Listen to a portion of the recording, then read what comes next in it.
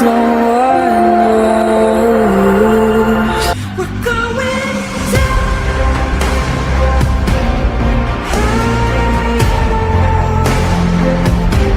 We're going down. We're going down. We're going down.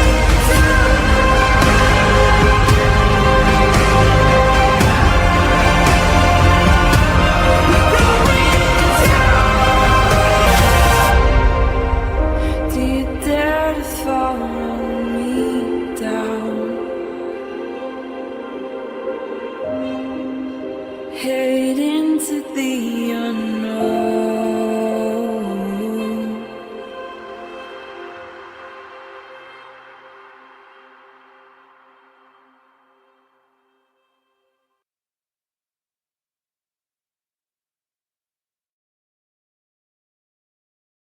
Good afternoon, everybody, or evening, depending on where you're watching from. Welcome in. Harley is in the house, covered in mud, I might add, worse than he's ever been.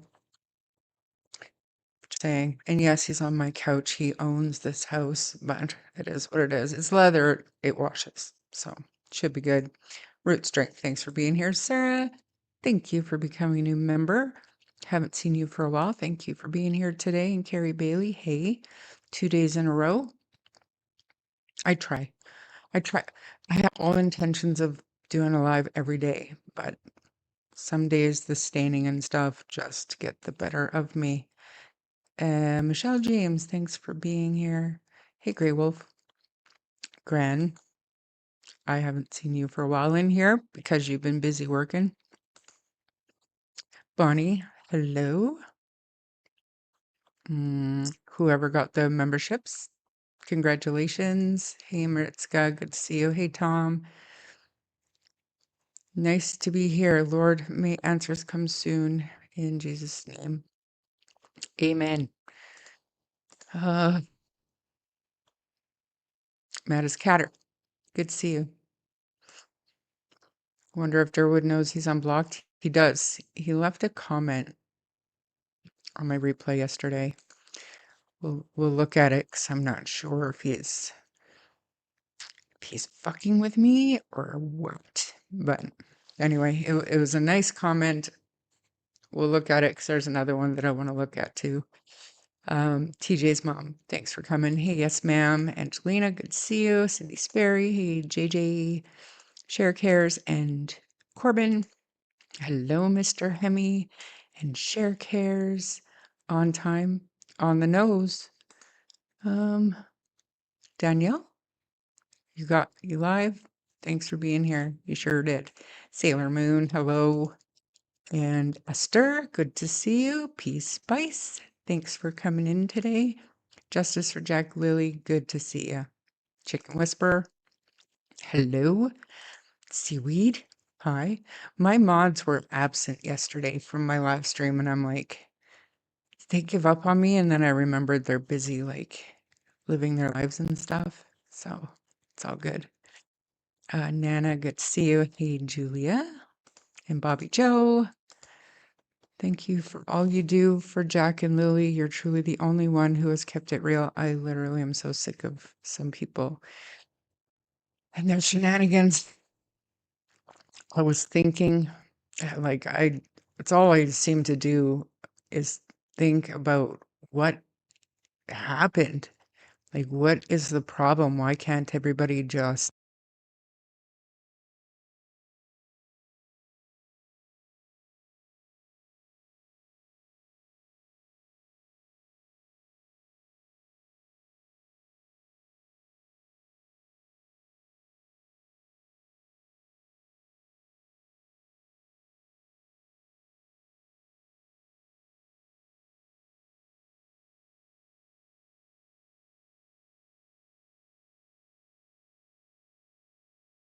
looking for the vehicle they claimed was crushed?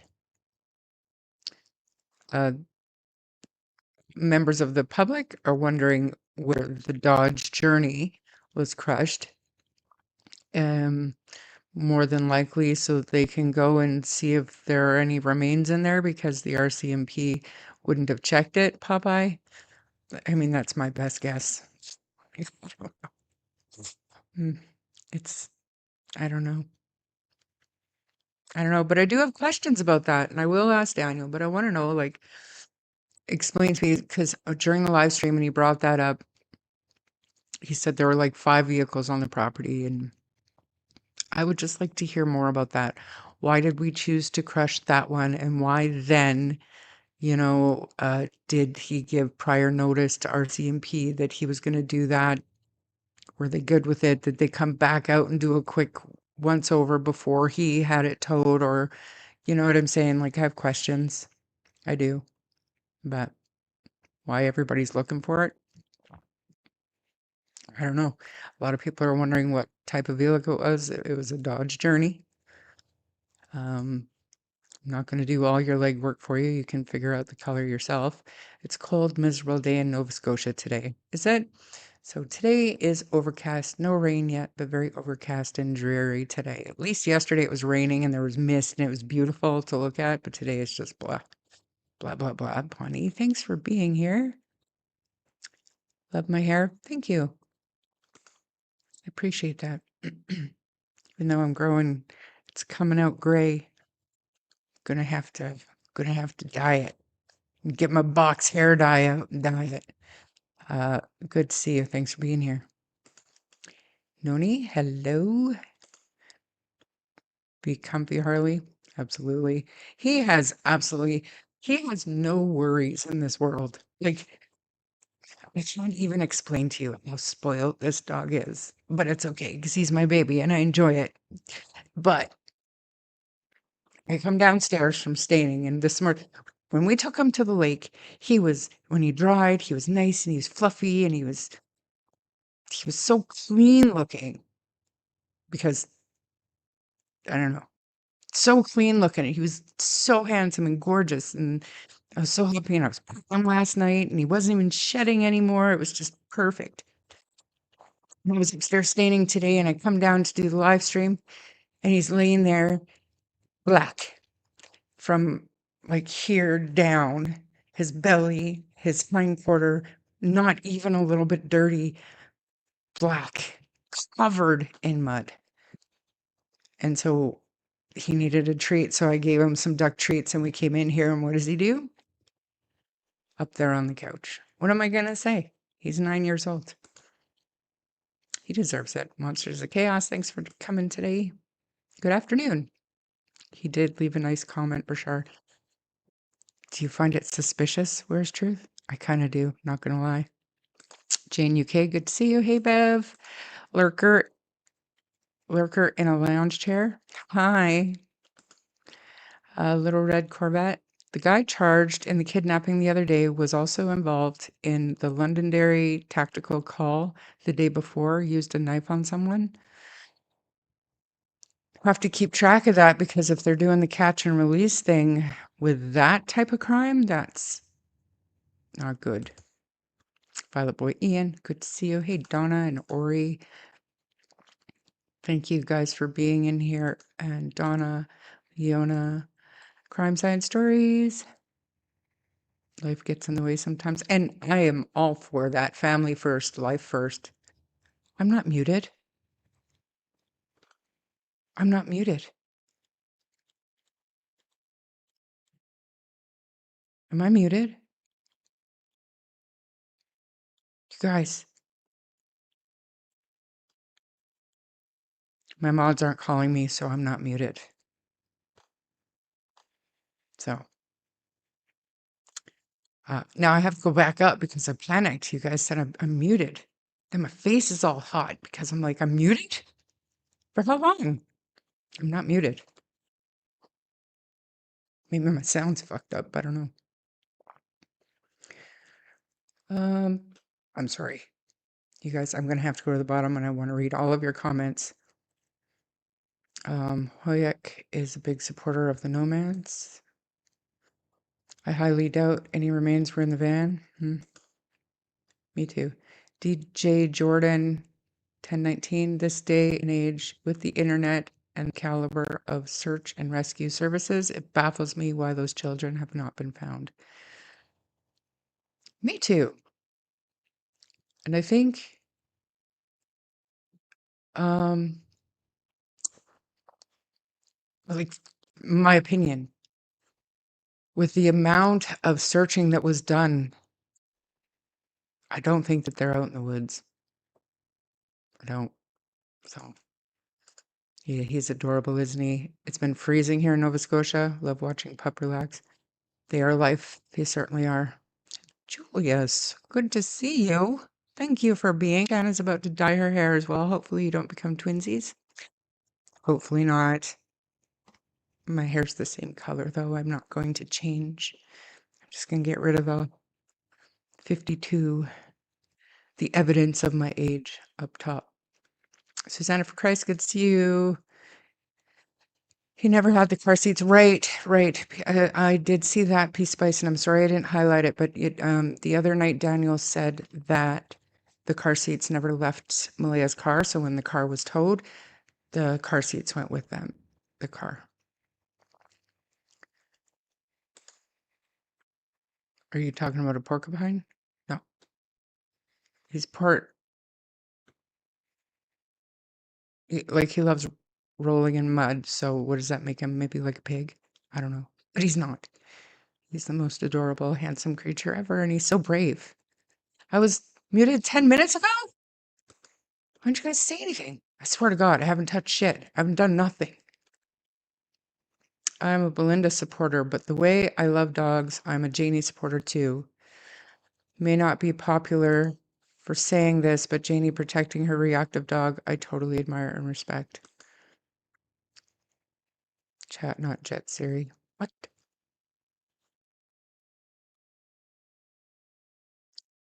How was I muted? Weird. Weird. You feel there in the water? I mean, it's totally possible. Premeditated double murder, well planned not to find even a pull up.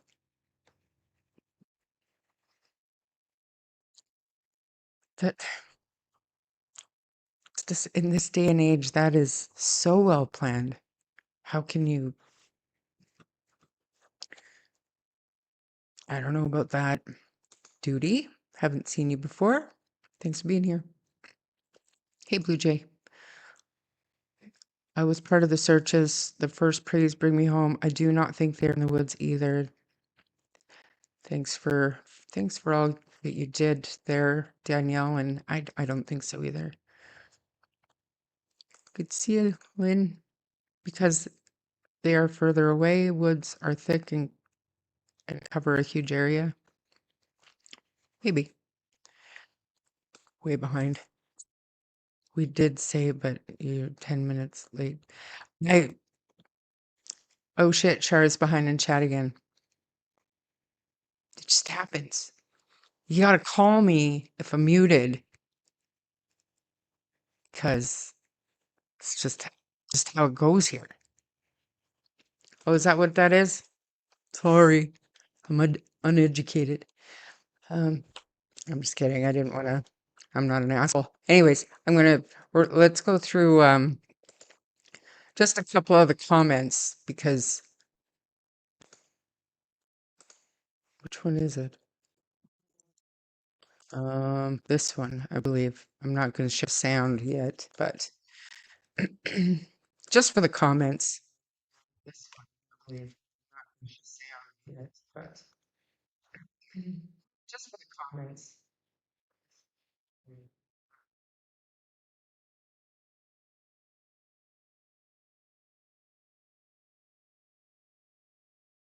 I don't know where that's coming from. Did you guys hear that? I don't have my live stream playing. We want the drama one. Just a sec. I don't have my live stream playing.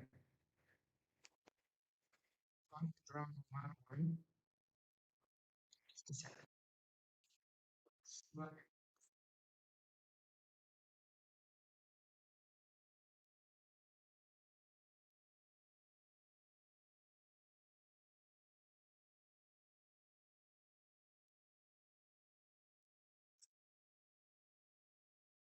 This whole streaming thing is stupid some days. Okay.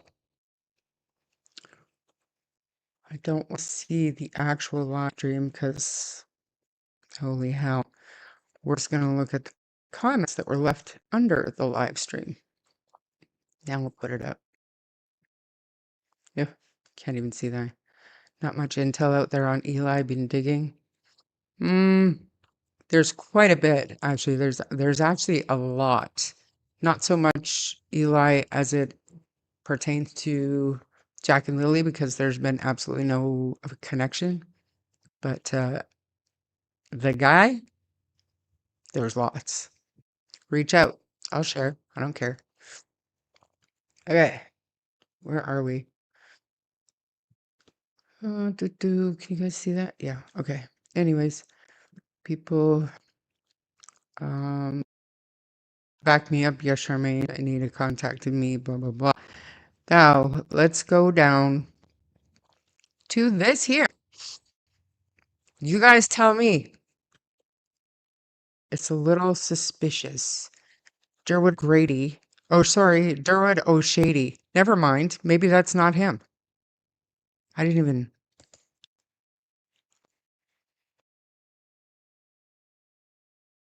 Oh, that's not even him.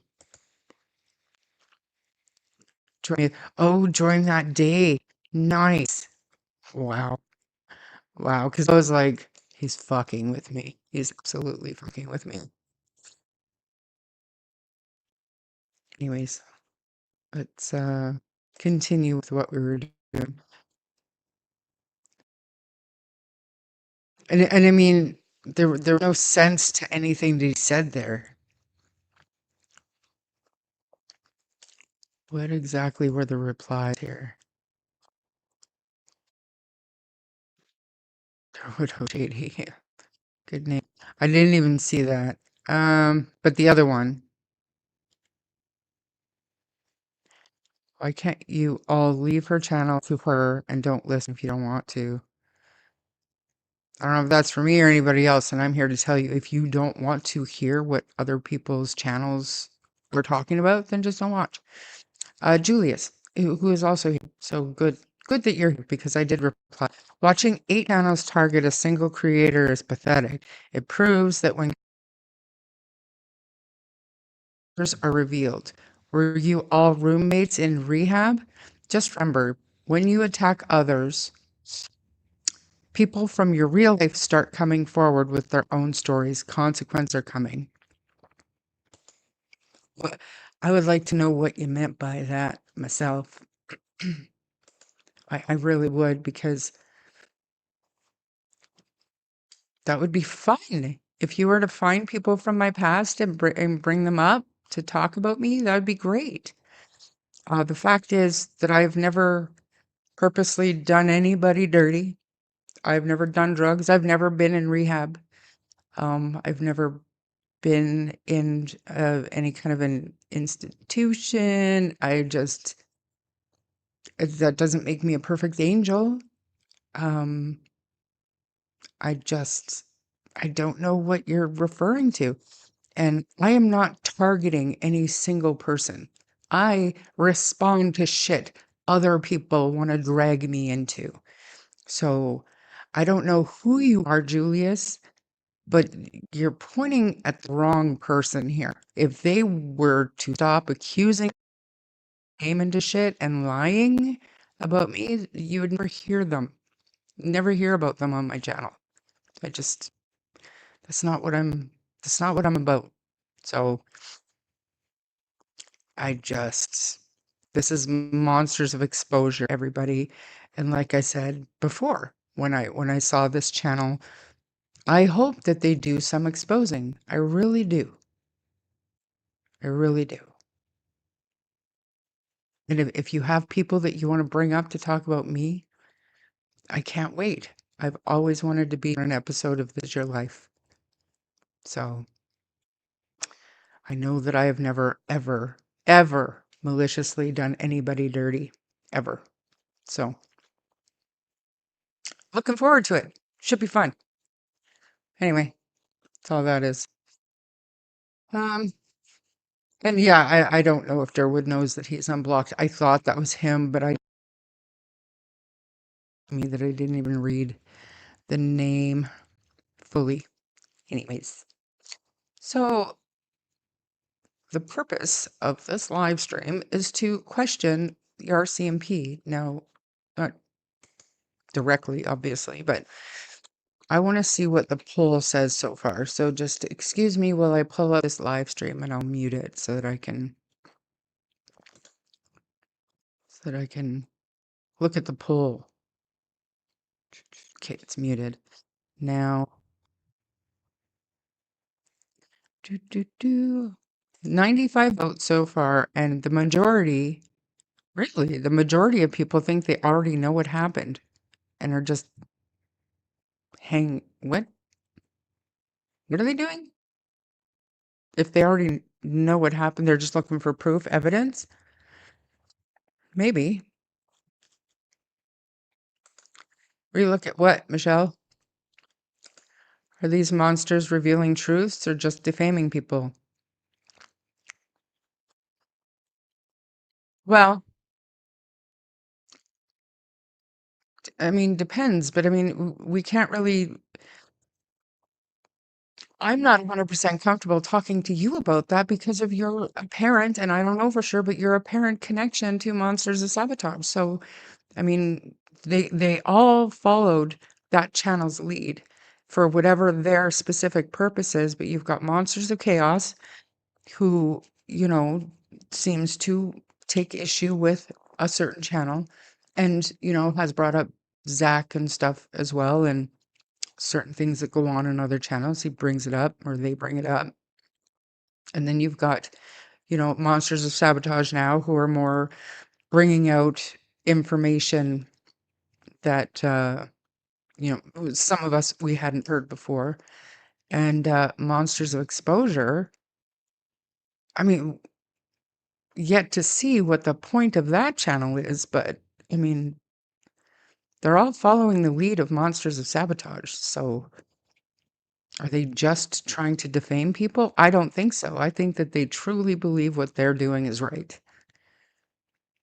If that doesn't make it right, it's just their belief that they're right. And if you're gonna constantly look at these stock accounts, the fake profiles, and assume that fake profiles are people and they have to be involved because they won't come online with their own identity. Just stop for a second and look around at what happens to people who do have their real identities out there.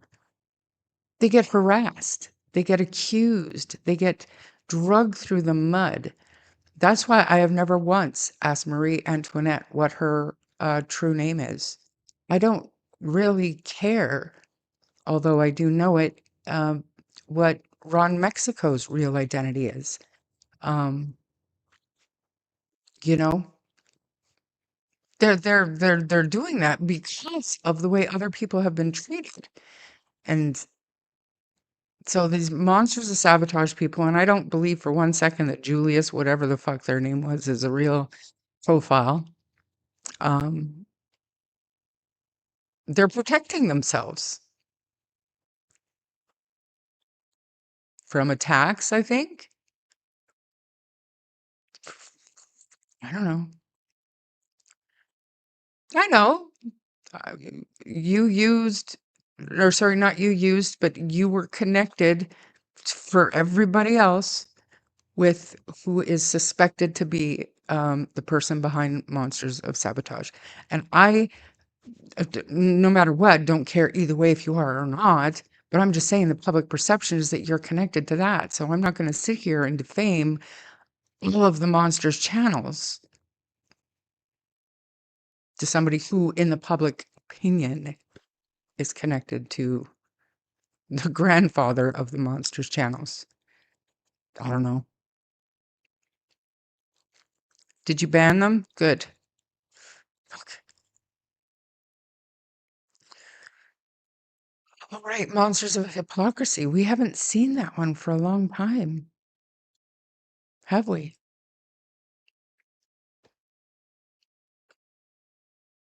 Uh, there are so many fake profiles that you wonder who really are behind them that are involved in the case. You do. And you have, I mean, you know, they're all out for a reason. It's because they keep getting banned everywhere because they can't behave themselves. But another reason for it, like people like Ron Mexico or Maria Antoinette, they're not involved in the case. They're no different than us. Um, they don't want their real identities out there. I can't say I blame them. I believe RCMP know a lot more than we think they do. Me too. As soon as I saw how the public and social media took Jack and Lily's disappearance, I knew how things would go down for anyone who knows or are related to the case. Yeah. Is Ron Mexico here? Hey.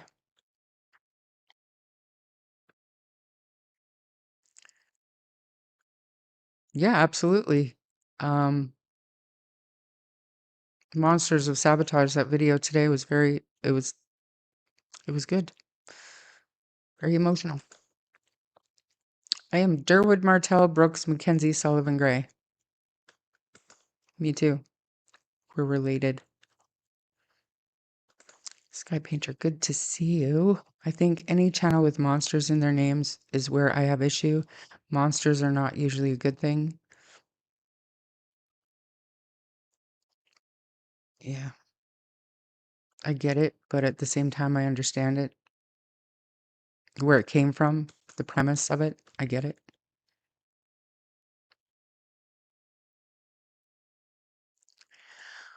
I say way to go to all the monsters channels. I just watched Monsters Sabotage video of Jack and Lily and it was beautiful and brought me to tears. I don't know, will my identity help anyone sleep at night? If so, email me, I guess. Yeah. I mean, it's all good. I think they know, but are covering for that. See, okay, that is a theory that I don't mind talking about, but I make that make sense. The RCMP, no, but they're just not saying so they can cover up for CAS.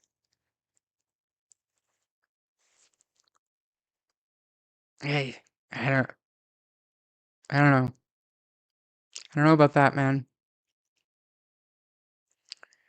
I don't know about that. Well, everybody knows my name. I could care less.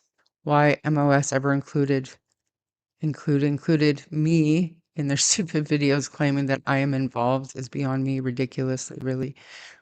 Um, we've talked about that before the day that we made the big list, that early on, you your your presence and your input online piqued people's interest, and a lot of people thought that you were connected. So that's where that came from.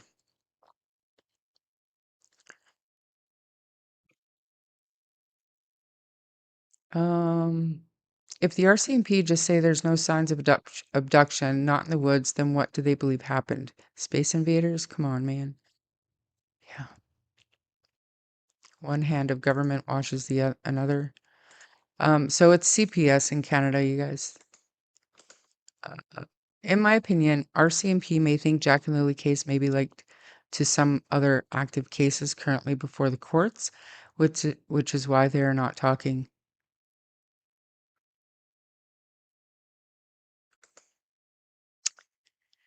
Actually, it's the other way around. Child Protective Services is what it is in Alberta. Like, I don't know, Children's Aid Society. Yeah, another Portapic victim today by proxy. Didn't that person pass away yesterday, or was that today?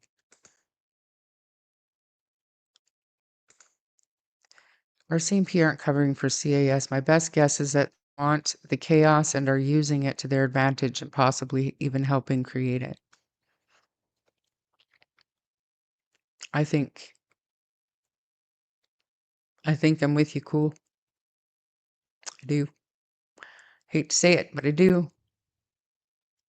Is it CAS? Okay. I'm not convinced the RCMP know anything, and I suspect corruption. I'd be lying if I said that that I haven't started considering it. But having said all that, I want to watch some of the stuff that the RCMP have said over the few months. And the one, where is it? The one that I really, really, really, really, really, really, really wanted to watch is, I think, for Pete's sake, my Google search. See, this is what happens. Daniel came up the last time I had everything ready to go. And and now I have to research for it all. There he is. There he is. Found him. So what I'm going to do is I'm going to unshare this. And then I need to reshare this other page so that I can share my audio, because there are a few. But this is the one that I want to watch first. And I know it's not the very first one ever, ever, ever, ever. But I do want to watch some of this stuff. Which one first? This one first. So, Ron, Melissa's at work. Not 100% sure when she's back, but she's going to do a live stream with me when she gets back. Paula, thank you for becoming a new member.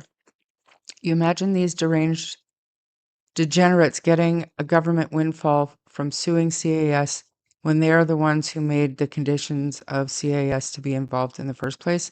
That's some sick ass irony right there. I agree. And you know what? I was thinking, like, I would like to know. So Daniel says that CPS was called due to the kids' behavioral issues, and they came to the house and they met with the parents and they gave them brochures and like information and tools to help the kids. I want to know if they used any of those resources. I want to know if there was any requirements placed on them and if they followed through with that. That's what I want to know. The world is still watching and yeah, I think that's where the pressure needs to be. I thought the press release was just describing everything they did to date, no new warrants.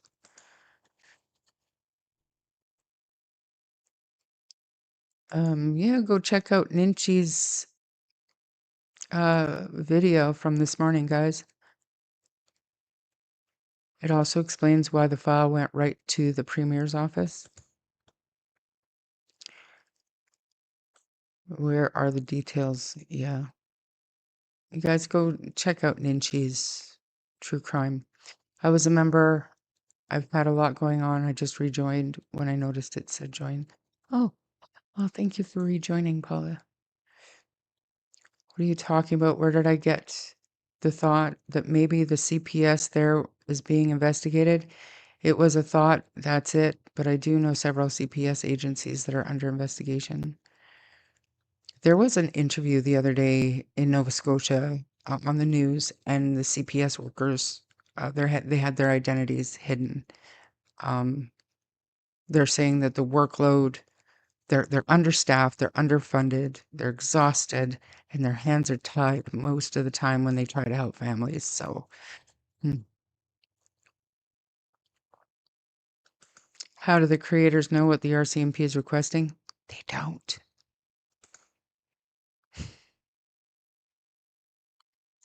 Just be everything should be taken with a grain of salt. If you're given information, insider information from a YouTuber, just keep in mind YouTubers are not going to get inside information. Sorry, just not. It is Child Protective Services in Nova Scotia. That was in the court documents. Thank you, Ernestine. I still would like to know if CPS was showing up the Thursday morning for a visit. We heard an answer, but not sure I take that for a fact. Yeah. After watching Ninjas and going back and looking at the information, it's not out there. Where's truth? I'm well aware of the recent government changes they are making to hide their bullshit dealings. Hmm.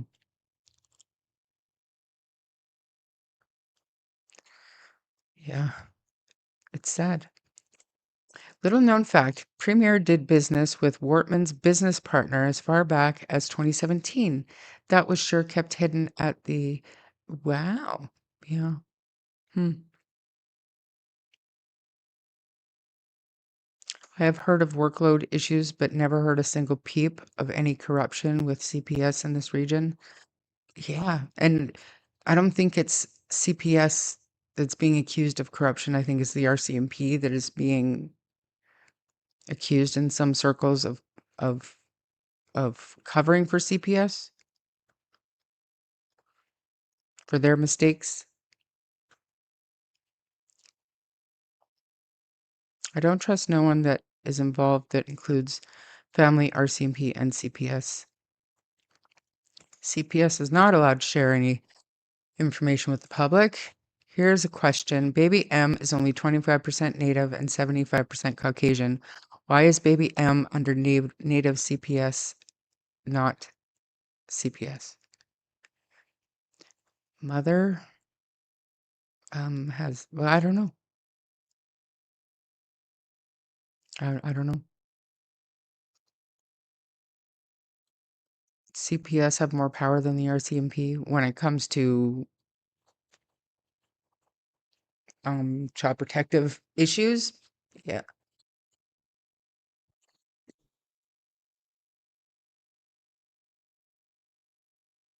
Anyways, I want to watch this, you guys. So this was you'll remember as soon as you start watching it, but I want to watch the whole thing. It's 6 minutes and 44 seconds long. And yeah, I'm gonna just a minute. I have to see if I have any ads or anything. I'll probably have an ad, but it is be what it clear, is. we We don't. just have to deal.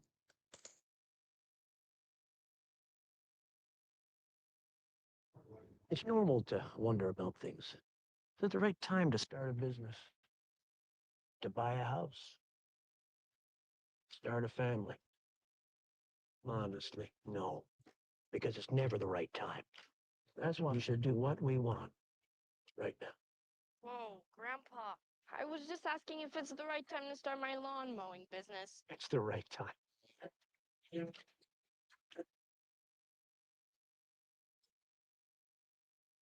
have evidence to suggest that an abduction took place at this time. Is it something you're still investigating, whether or not they could have been abducted?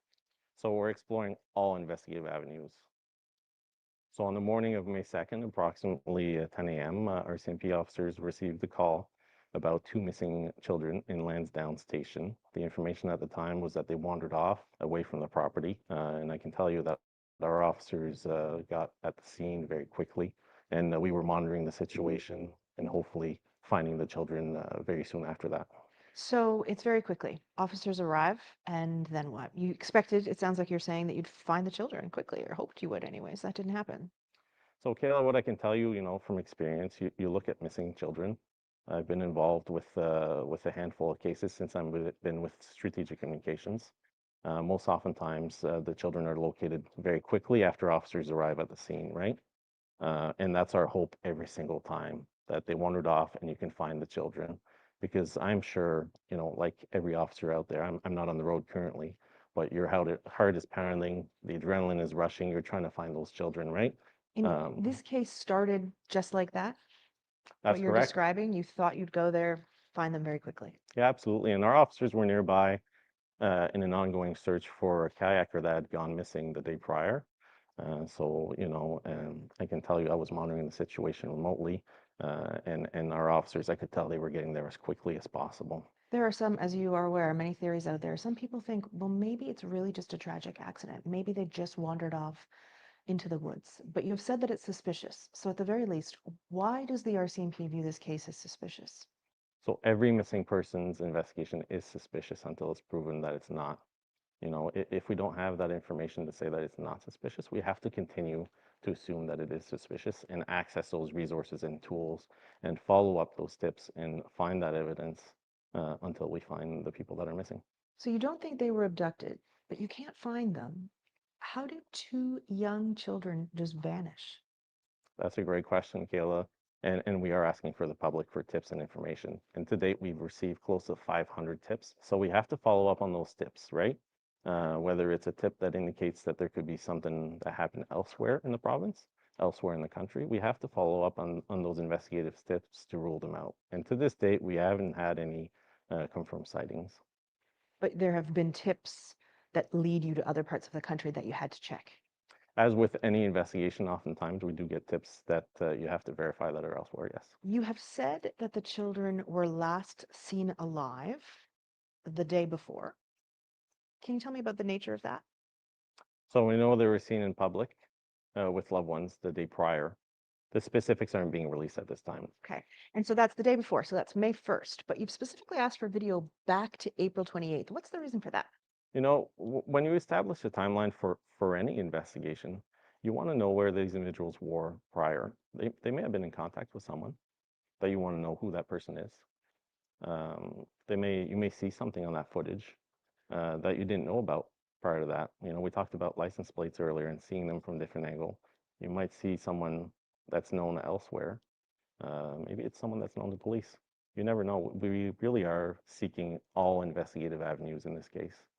There have been some complaints that an Amber Alert was not issued. I understand that the criteria is very specific. Was that considered? Is it still possible?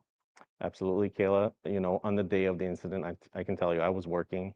I reviewed the policy that morning. We have to have a suspect or a person of interest when it comes to abduction or vehicle.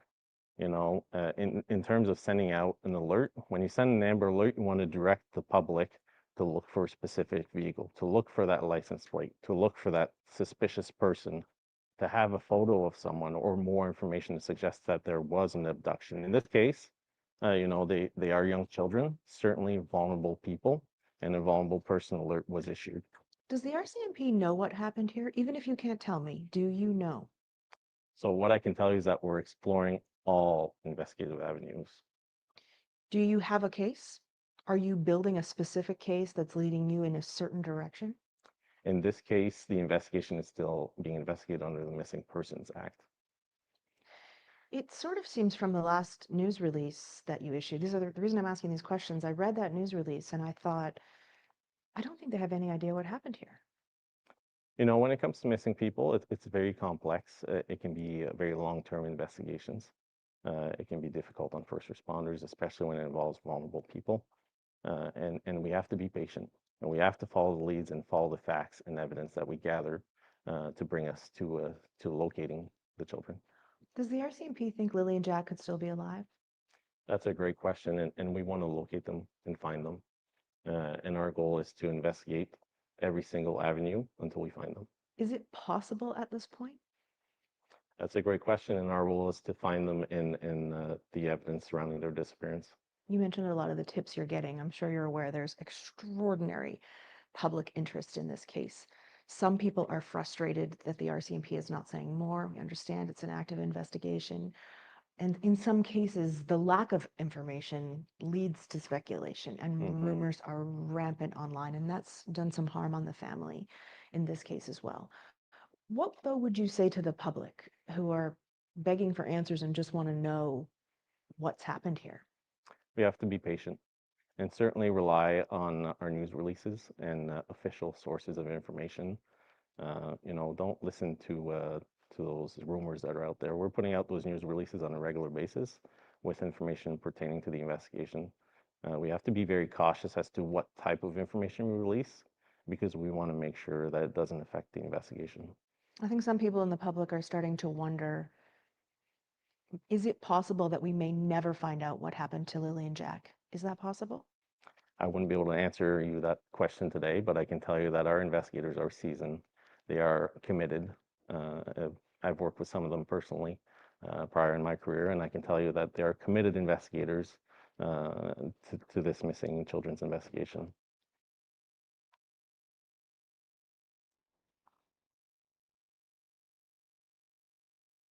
You guys, Harley is snoring really loud.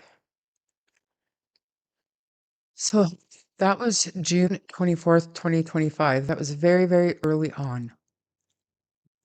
Very, very early on.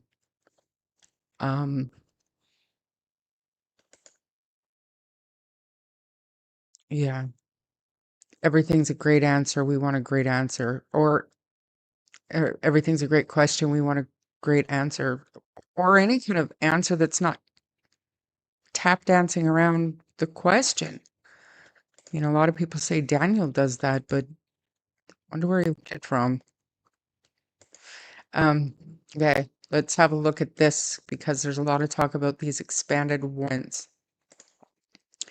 Let's read this because I never did read this on a live stream. So here's the link. Gren put it in the chat for us. Mounties seek specific verifiable details when after Lily and Jack Sullivan disappeared. Judges have given investigators permission to comb through the phone and banking records of those closest to the children, police said. This is on April 30th, 2026.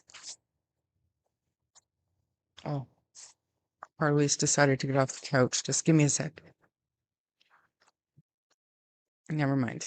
He's good. So let's go in and see what this says. Mounties are still investigating the disappearance of Lee and Jack Sullivan a year after the children went missing from their home in northeastern Nova Scotia.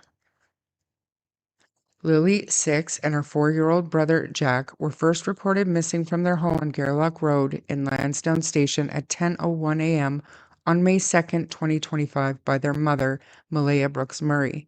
She told police that she believed the children had wandered away from their home. That sparked one of the largest searches in the province had ever seen, but it's proved fruitless. We appreciate people's concern and engagement, Staff Sergeant Rob McCammon, the officer in charge of major crimes and behavioral sciences, said Thursday in a news release. At this stage of the investigation, what investigators need are specific, verifiable details to work from. Rumor and speculation won't lead us to Lily and Jack. The RCMP units from across Canada, as well as the National Centre for Missing Persons and the Canadian Centre for Child Protection, are helping with the investigation, said the release. The investigation has involved sustained and wide-ranging efforts over the past year, McCammon said. Substantial CMP and partner aid to this file. Surrounding Lily and Jack's disappearance are determined with certainty. Judges have given investigators permission to comb through the materials, digital devices of those closest to the children, including their phone and banking records, said release. They've interviewed 106 people in the case and given several of them lie detector tests. The probe has also involved conducting forensic examinations at the Ottawa-based RCMP National Forensic Laboratory, said the release.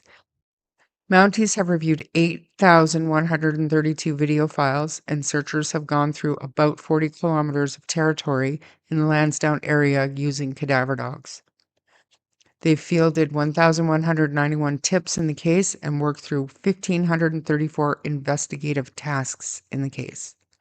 All possible scenarios remain under consideration, said the release. A significant and sustained investigative effort is ongoing.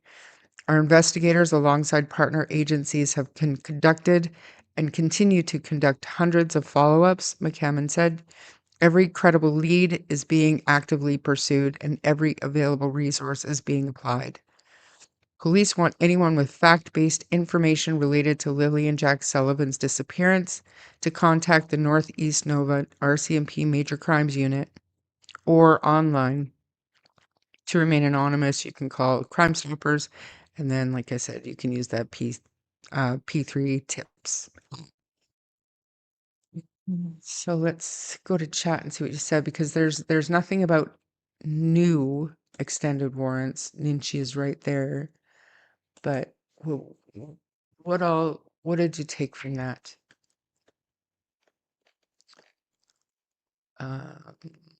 Sorry, I just want to go up.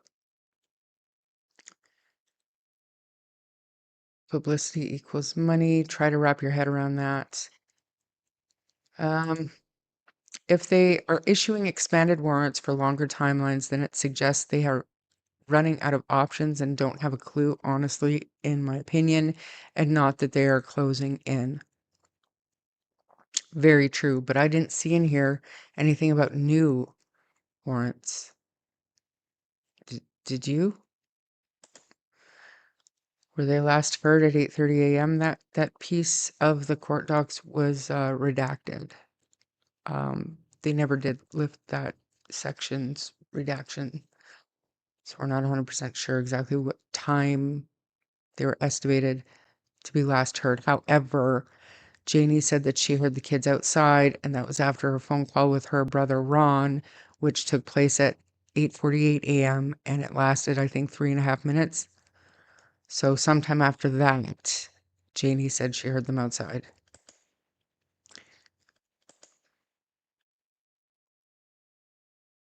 Has the landfills been checked, or some of the back roads to sneaky parts of rivers? Don't need to be sorry. Question. Did the RCMP say they were asking for extended warrants? It doesn't look like it. I see upcoming amendments for CFSA. Hopefully.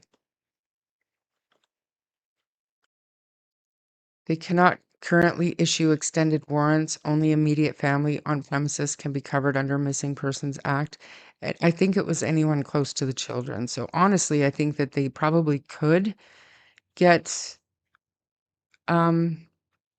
permission to search grandparents' phones, possibly siblings of the parents' phones. If there was not in this case, but if there was like a regular caregiver babysitter, I'm thinking of Quentin Simon. People who had regular access to the children. I don't know, but I think so. Yeah, Gran, we just read it and it doesn't say these are new, right? It's have given investigators permission. Like, this doesn't say they're new. Judges have given investigators permission to comb through the phone and making records of the closest to the children. It doesn't say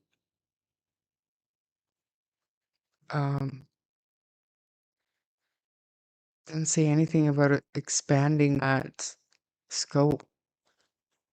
So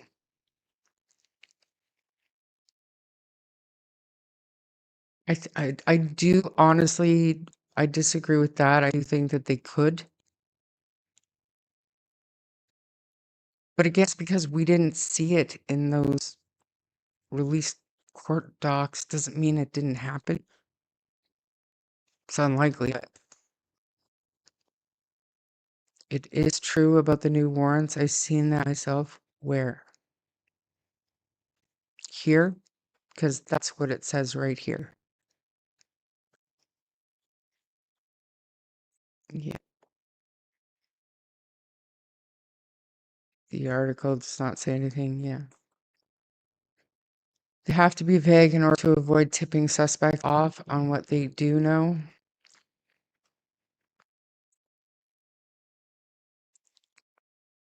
Did that a long time ago.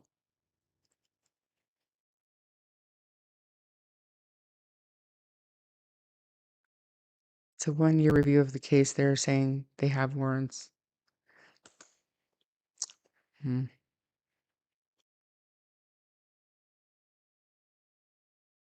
did, yeah. He's not on the couch anymore. He's moved over to the floor. Probably still see him if I make this big. Oh, wrong one. This big. There he is. He's behind the beaver. Mm, yeah, seriously, it's a summary of the case activity over the last month. People ran with it as if it was announcing new warrants. Seems that way. You bet. Bet. Yeah, it's unfortunate. It's unfortunate. Let's put the expanded warrants nonsense to bed. Truth is important, absolutely is. But it is a shame, because that gave a lot of people their investigation to include other people close to the kids. So it is very disappointing to come to the realization. And again, thanks to Nidji for pointing it out for everybody earlier today.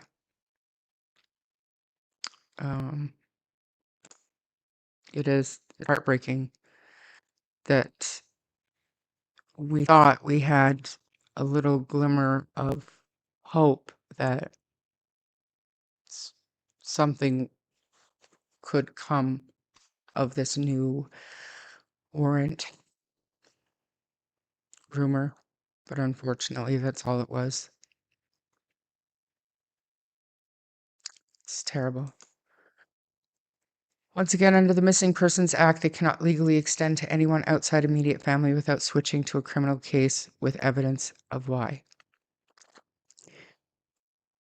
It's those closest to the kids, which I get it. That can be taken literally or figuratively, I suppose.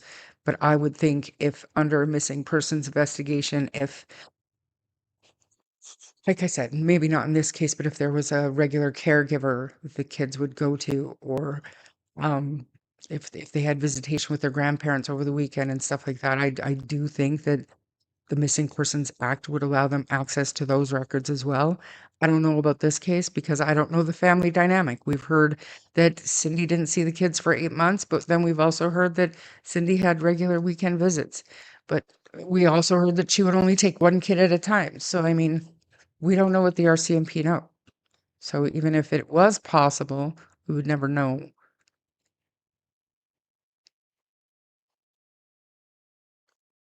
It was new judicial authorizations. Some people have referred to them as warrants. Okay, so where can we see where it says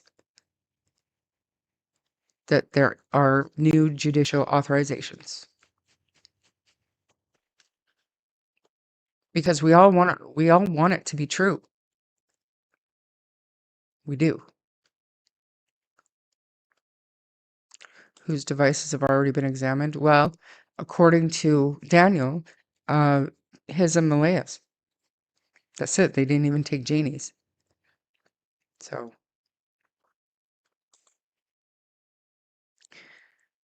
it's not. It's like the SNC Lavalin case. RCMP turns and looks away. I mean, that's 100% Trudeau calling the shots there, though. This isn't that. I don't think you've got Mark Carney up there.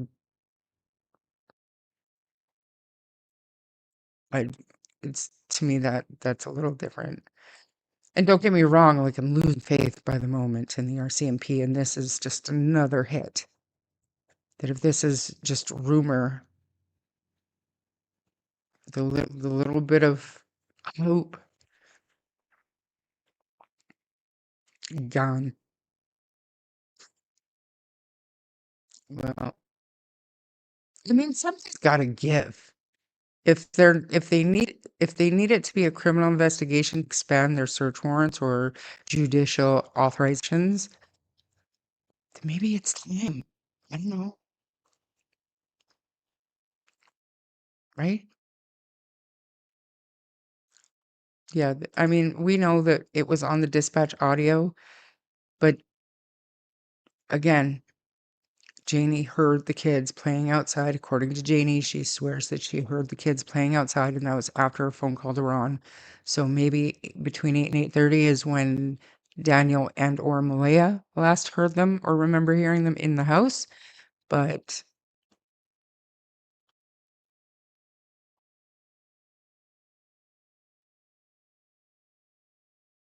doesn't seem like it.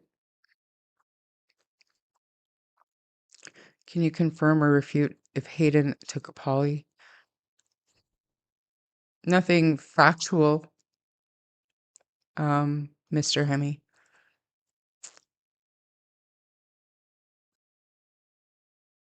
But I do believe so, but I have no receipt for that. CPS should have made a follow-up visit. The file went to the minister's office after the kids went missing. CPS knew they fucked up. That, I mean, that was a huge red flag, wasn't it, Ernestine? When, you know, that memo came out and then the file was sent up before anybody knew anything about what was going on there. Mm. But maybe they just wanted to make sure that they didn't fuck up. And so, I don't know. How pathetic is this for Jack and Lily? How pathetic is this for Jack and Lily? Why do you keep doing that? Why you keep doing that, Grindel?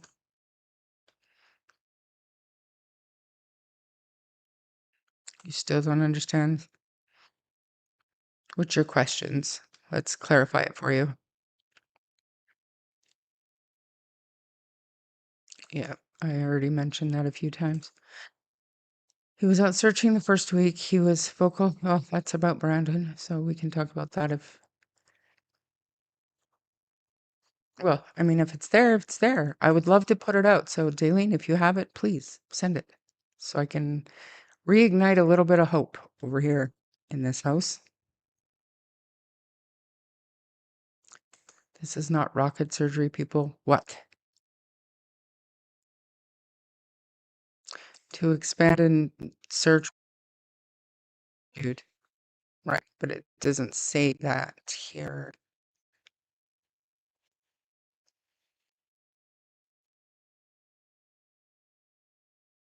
Mm, mm. There better not be corruption going on in this case with the RCMP or shit is going to hit the fan. The Mass Casualty Commission cost this province millions of dollars to right the wrongs. And have they righted those wrongs yet, Ernestine? I mean, locals, do you feel like they've implemented some of the findings in that report? Do you think they learned from all the mistakes made in Portapic?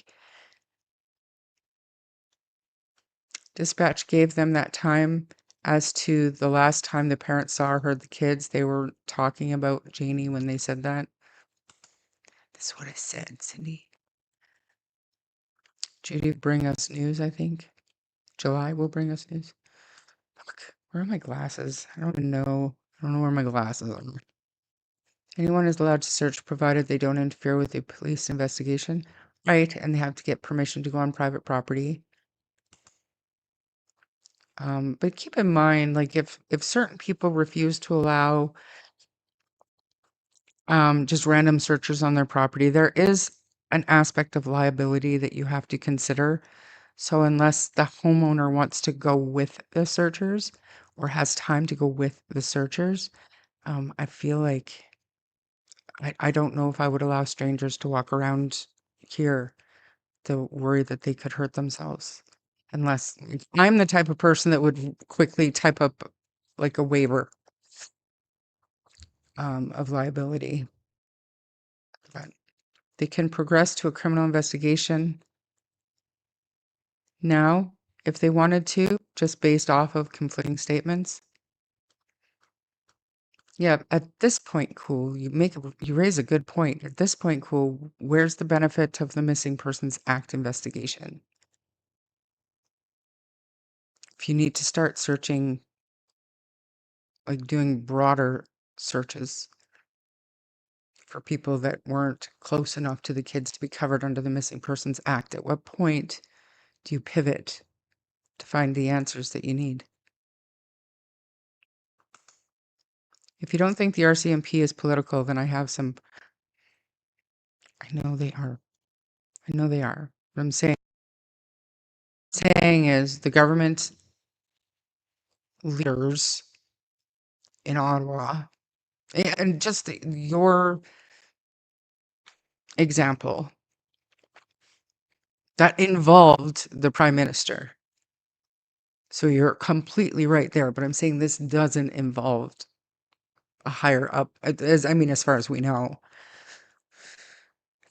I hope not. Does anyone know if Justin took a poly? I do not think so. Maybe the big blue moon tonight will shine some light. Hopefully. The RCMP frigged up from day one. I think the RCMP know what happened, but they don't have any evidence. Yes, CPA dropped the ball as well.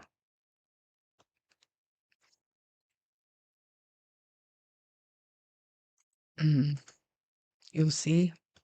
Oh, why can't you guys just show me where it says that?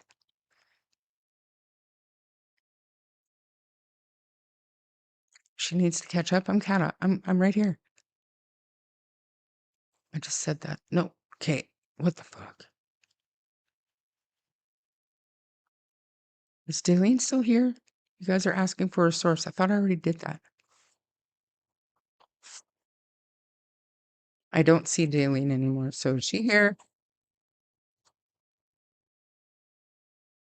Oh, there she is. Okay. You guys, just a sec. I just went outside. I have to close the door.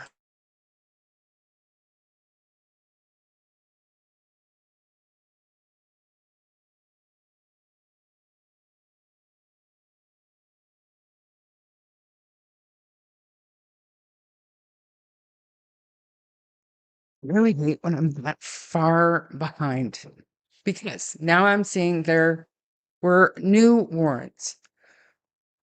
And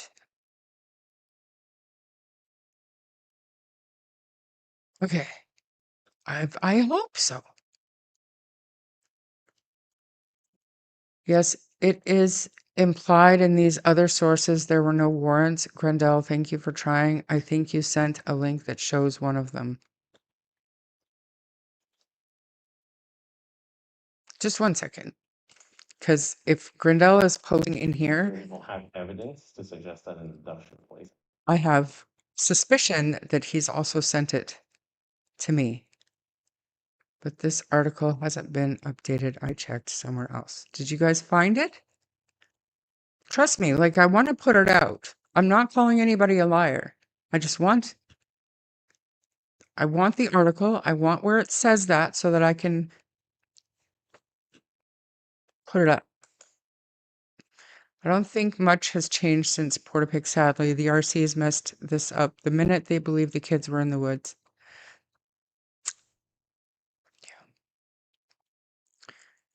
Yeah. I read the warrants were extended to those close to the area and the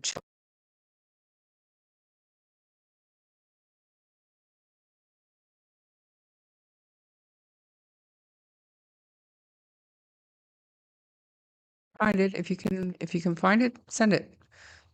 But this particular article that we just read does not say that, unfortunately. Okay. Let's put this back up, shall we? Oops. Okay. Are we gonna go behind in chat?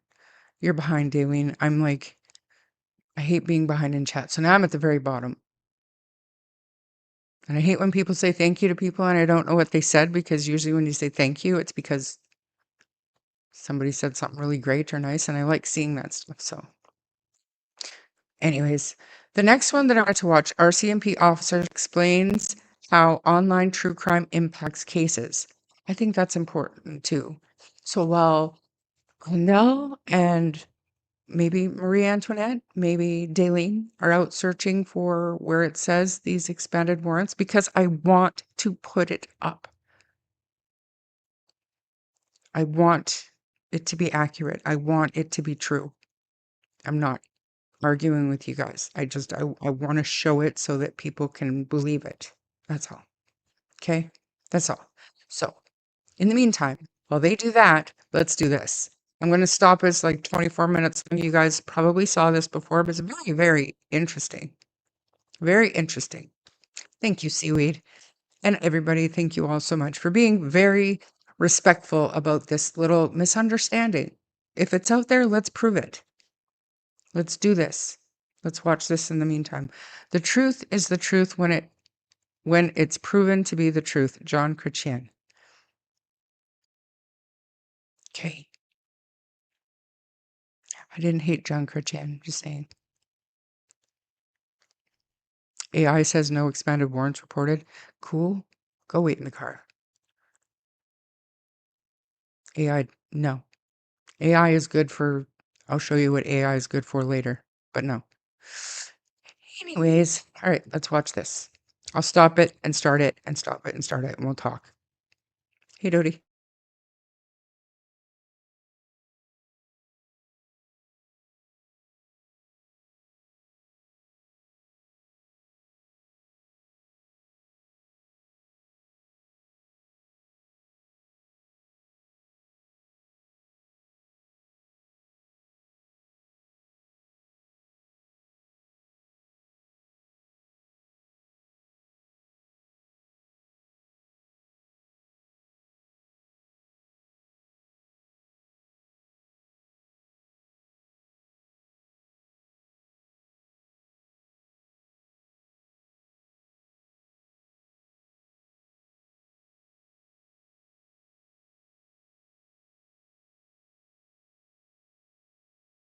You guys can hear this? Okay, thank you.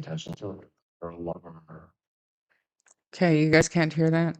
I got it. I got it. I got it.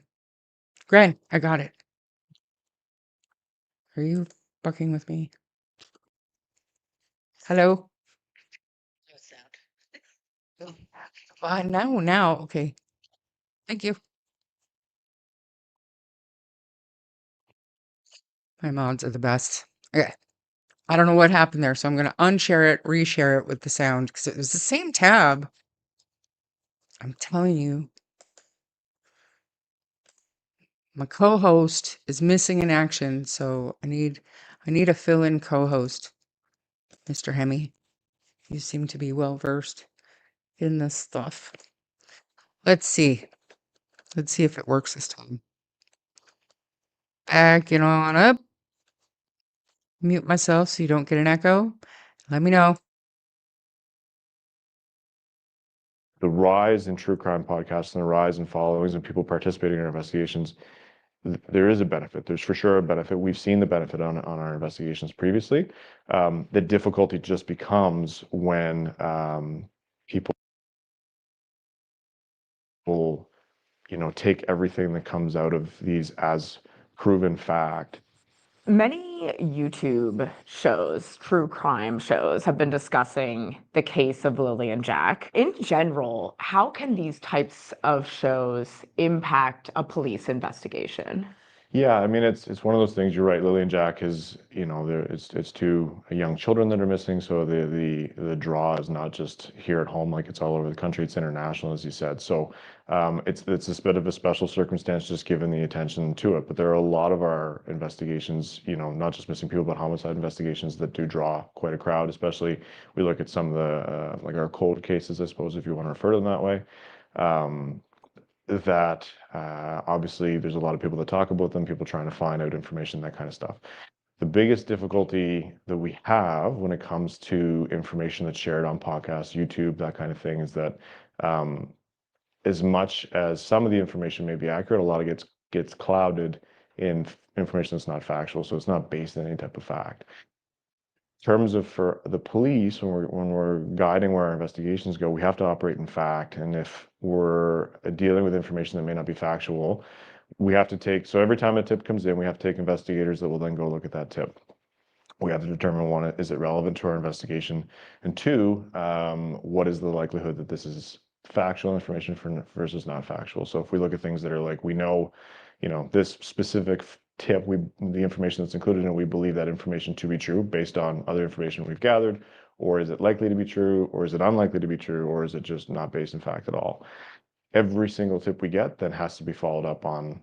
Even if we don't believe it to be factually accurate, we still have to follow up. We still have to do our due diligence. So getting tips can move an investigation forward for sure. But when we start to get to the point where some misinformation and mistruths start to get shared on social media or on other platforms, and then that information comes to the police, we now have to put investigators on that information, which is taking people away from potentially chasing down actual real leads that are actually based in fact. So that's the complication that can come from that. So there is a benefit for sure, but there's also, like anything, there's always there's pros and cons to anything, and that can be the difficulty with this kind of thing. So you're saying that these types of shows do tend to generate an influx of tips? Yeah, absolutely they do. Yeah. Right. And they have. So, I mean, hey, look, there's Sunny in Kent. But so, having said that, if our live streams are generating a lot of tips, this is just one example of many that, false information or maybe uninformed information that goes out creates tips, and then the investigators get bogged down with these tips that lead nowhere.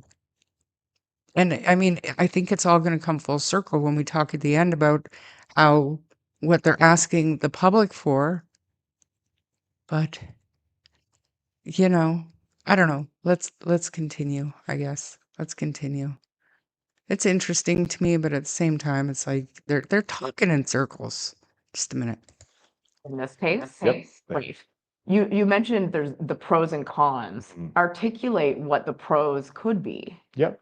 So for example, in looking at other investigations in the past, so we've received tips that basically would suggest to us that a certain person that was not known to investigators may be involved. And while we, at the time, we may not have anything to suggest that that person factually, like based in fact, is involved, there is a potential likelihood because they have an association to the principal parties involved in our investigation. So we'll go down that path, and sometimes that'll lead us to somebody that we wouldn't have known about before had it not been for that tip. So that's a huge pro. Like, that's great for us. But then we get the flip side where it's a person who may have crossed paths with one of our principal parties 15 years ago, and a rumor or something that's not based in fact gets shared on a platform that grows into this huge thing where people are sharing it constantly. The more it's shared, the more people believe that it's actually factual, and then that comes to us, and now we're left to have to chase down this lead that has nothing to do with our investigation at all. But because it was shared so many times, there's a lot of credence that's given to the fact that, well, this must be true because it's been shared by 1,500, 2,000, 100,000 people, whatever the case may be. So it's just those are the pros and the cons that we have to manage when we're getting these tips. And as you mentioned, that all ties up a lot of police resources. So talk about that impact. Yeah, so obviously it depends on each investigation. It's looking specifically at our major crime investigations. These investigations do generally tend to span longer periods of time, sometimes months, even years. It's not uncommon to have 100+ investigators involved through the life of the file,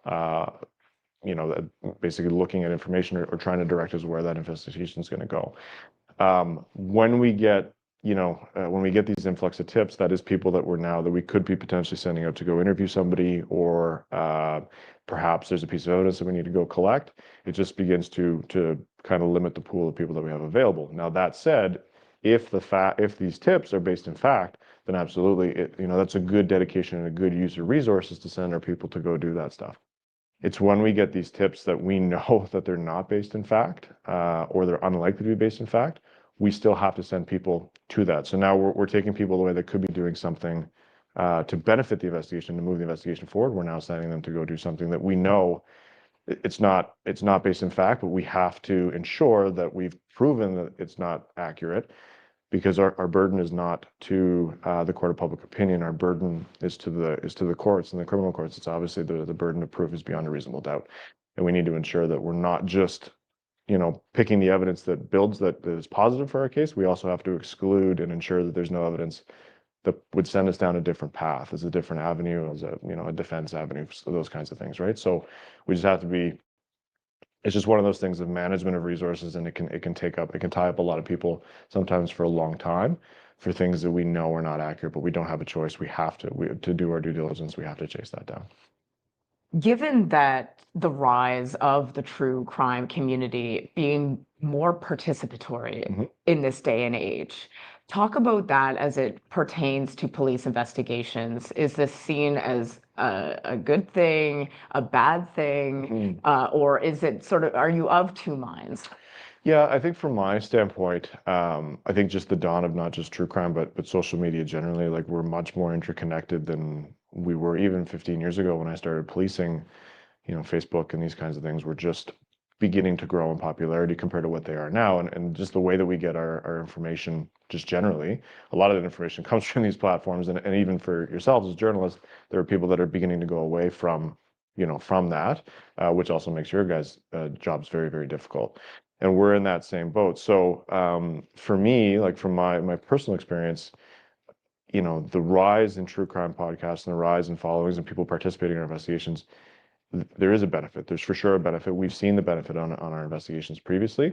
The difficulty just becomes when people, take everything that comes out of these as proven fact, when often there's very little that's done to actually prove that any of the information is actually factual, right? Like as a police officer and as an investigator, we have to corroborate every single piece of information that we have to either say that, yes, this is accurate, or no, it's not.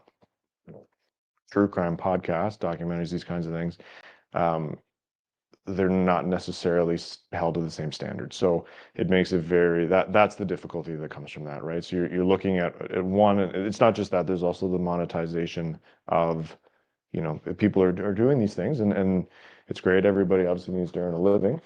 That's not I don't have any difficulty with that. It's just when we're talking about people that are doing these things, they're obviously trying to monetize it and trying to earn money for themselves.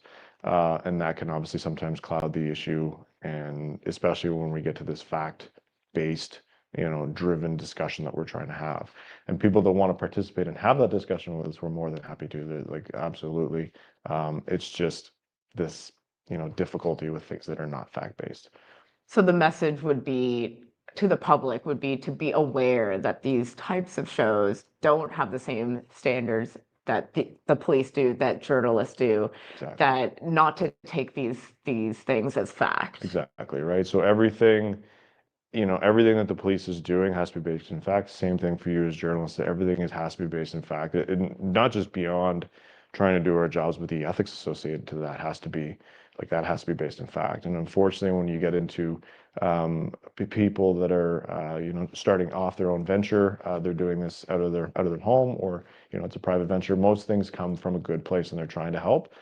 It's just the difficulty of having that understanding that the information that you share, once it's out into the world, it's very difficult to control where that information goes. And sometimes it grows, and then it comes to you as either journalists or to us as the police. And we're now left with having to actually make the determination, is this factual? Is this accurate? When it's perhaps, at the forefront, somebody who's involved in that type of a podcast or that platform, if they have the ability to do their due diligence immediately, then it might actually be helpful and beneficial to us that we have a better understanding that the information coming to us may actually already be factual, because someone has just done a little bit of fact checking just to ensure that it's not, some theory that really has no basis or foundation in fact. You've mentioned that YouTube shows have generated tips in this investigation. Is there anything else you can point to in how YouTube true crime shows have impacted the investigation of Lily and Jack? So that's a hard one, because I'm not completely like other than doing the interviews and the few things, and I myself I've chased down some of these tips, but beyond that I don't have the day-to-day knowledge to answer that question for you. That's a hard one. Sorry. Are these types of shows something that police monitor outside of receiving these tips? No, not generally, because there's just so many of them. I think it would be very difficult to, outside of the work that we're doing day to day, it would be something that we would need to do like in our off hours, and that there's just only so many hours in a day. So no, it's not generally something that we monitor. Of course, if something is being widely shared, then we're people too. So the odds are, even in our personal lives, we might have seen this information and we're like, okay, that may be something that we need to look into, because this actually may be factual. You're at home, kids are running around the backyard, and you're just scrolling and you see something on Facebook or YouTube, whatever the case may be, and you think, oh, that actually might be relevant. We need to perhaps look at that. So that for sure happens, but it's not something that we're actively monitoring or looking at, though. Right. Some family members have expressed that they're turning to these types of platforms amid a lack of answers in this case. What would you say to them? Yeah, I think that's the difficult balance. So it's not even just cases that are continuing to be under investigation and can be for a very long time. It's also cases that are before the court. We have to be very careful with the information that we share publicly, of course, but the information that we provide to families, of course, we provide them more information than we do generally with the public. I think that goes without saying. But any information that we ultimately share, like anything, once it's out into the world, we don't have control with where that information goes anymore. So it's a very difficult balancing act for our family liaison officers to try and manage.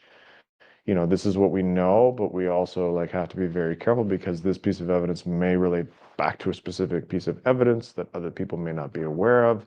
And now if that's out in the world, then we have difficulty with kind of controlling the knowledge of this evidence and perhaps strategically how we're going to use that in our investigations.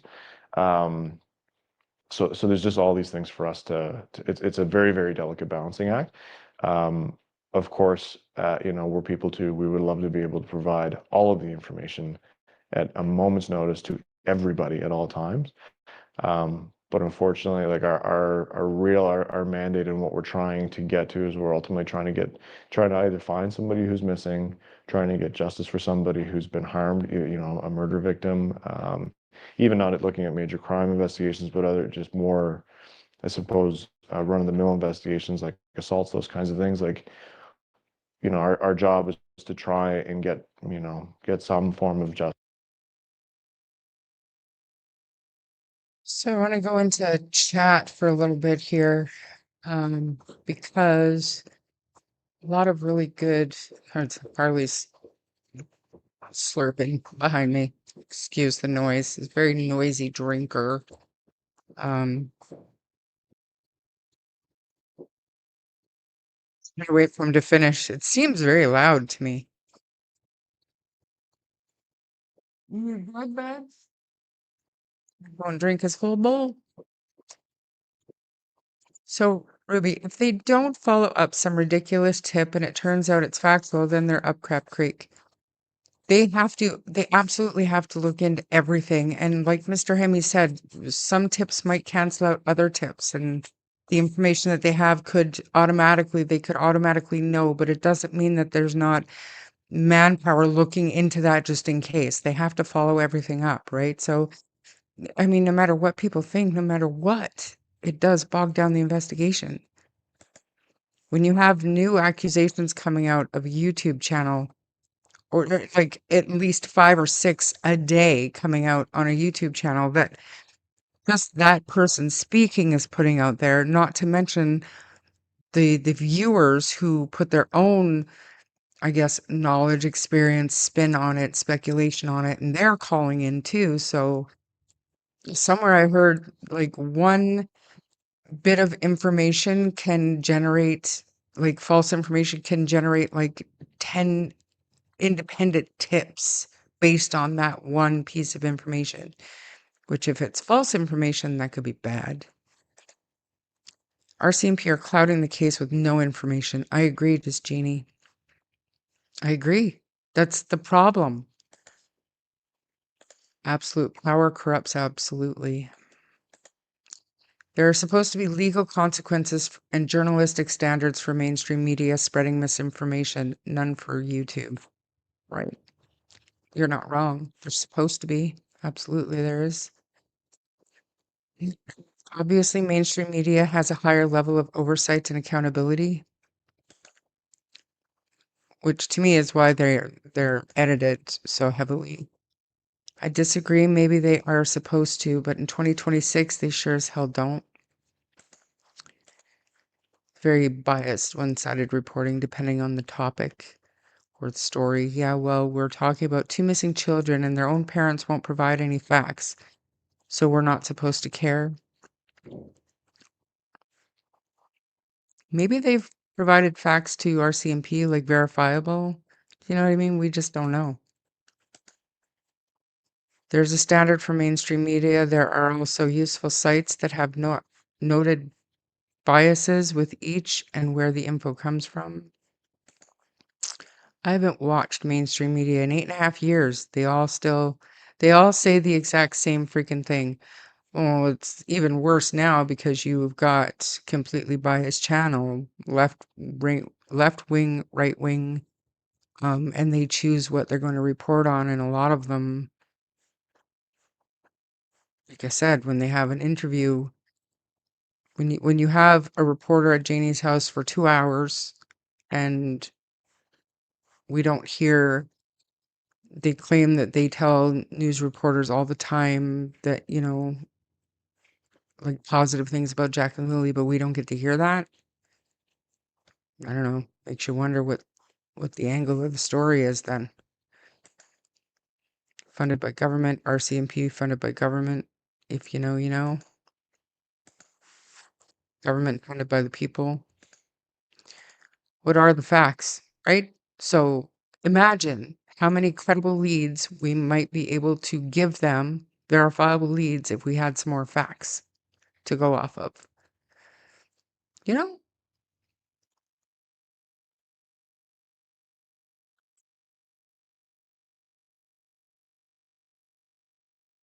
Oh no, he does not lick his lips. It's definitely a mop day when he's like this. He does not. He drips. He dribbles. Air dries, Ian likes to call it. Yes, they absolutely have to look into everything. Never said otherwise. Stupid people need to stop calling in and reporting everything they think. Or stop reporting that Daniel was in a store buying a Gatorade or something. That's kind of silly. Or that, Malaya has a new boyfriend. I don't know how that relates to where Jack and Lily could be. Maybe it does, but I don't think so. Well, I have never called them. It wasn't me. Yeah. You also have newspapers using AI to write stories now. That's a fact. What else? We're all sold out of United Nations, UN, and it turned my floors into a slip and slide. Yeah. If chat is highly censored or many being blocked, they're going off emotional attachment. Fair. I found and sent one of my sources to the expanded warrants reduced. I'll read it, but and tell you I still didn't see it. So I'll wait until we're done this video and then I'll pull up your attachment. I still don't have the facts of Portapic, probably never will. Not all of them. Even the book that I had, apparently somebody told me there were facts left out of this book. I remember being proud of blue helmets. They definitely do things like softball interviews based on political affiliation, but they still need to uphold standards. Baby Monkey, good to see you. To my knowledge, At the store buying Gatorade was only because it was very shortly after they went missing and it was very close to Earl's 100-acre property. Yes, down in Lower Barneys River. 10 days later. Our dog, that's cute.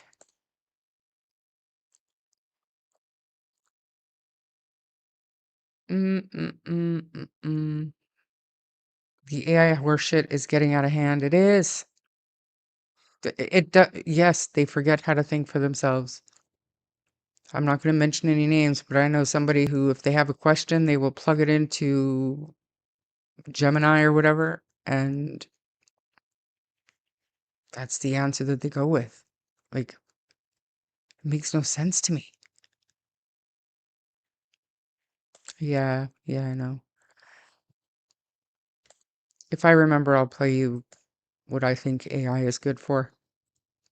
And I do pay for premium in order to have the service that I will show you if I can find it. His behavior at the store was a factor that led to the call, from what I heard. From what I heard, he went in to buy the drink. He was asked a couple of questions and left. But again, I get it. You have family in Upper Barneys River. Apparently, Earl owns land up there. Not apparently, like we saw the land title and stuff. And I believe, if I'm not mistaken, Danny used to fish down there. So I know Mike DeMann was like, "That's where he put the kids," and didn't make sense. But it is what it is. Do you think RCMP use AI in this? No. If they do, they should be ashamed of themselves. That's just my bias. That's my Gen X coming out. I have to use the bathroom, so I'm going to go ahead and keep playing this, and I will catch up and chat when I get back. All right. Let's keep watching. Just for survivors of these types of things, or for victims. And releasing too much information, providing too much information may be counterproductive to that end. So the information that we do share is basically being done in such a way to try and especially to families, try and give them at least some understanding of what's happening, but also trying to protect that investigation that directly relates to their loved one, in order to not potentially jeopardize something, and then we're just completely unable to actually solve what happened, because that would be worse, I think, in my view, than I'd rather get less information, but the police can do their job and potentially get justice for my loved one, than they told me too much, and now the investigation's jeopardized, and there's nothing more that could be done. Is there any other scenarios where these types of shows can benefit police and investigations? Yeah, absolutely, there is. I think that especially if we look at documentaries, there's been documentaries about some of our older files in the past, and some of these documentaries or podcasts even about some of our other files, there is it's getting that information to a new audience that may not necessarily be on social media, who's not getting that information or doesn't know that this thing has happened. And from that, we then get new tips from people that otherwise wouldn't be participating, I suppose, is probably the best word to use. So there's definitely a benefit. For me, from my opinion, I guess the biggest thing in my experience is that there is a big benefit. But it's like anything, there's risk and reward to anything that we do. Even outside of policing, just generally life, there's risk reward to everything. It's just about managing the information that's not factual. That's where the difficulty comes with this, and then it's having to take people away from chasing down potentially factual information that have to also deal with this non-factual information. That's really all it is. That's just the biggest con is that. But I personally think that there's a huge upside to it.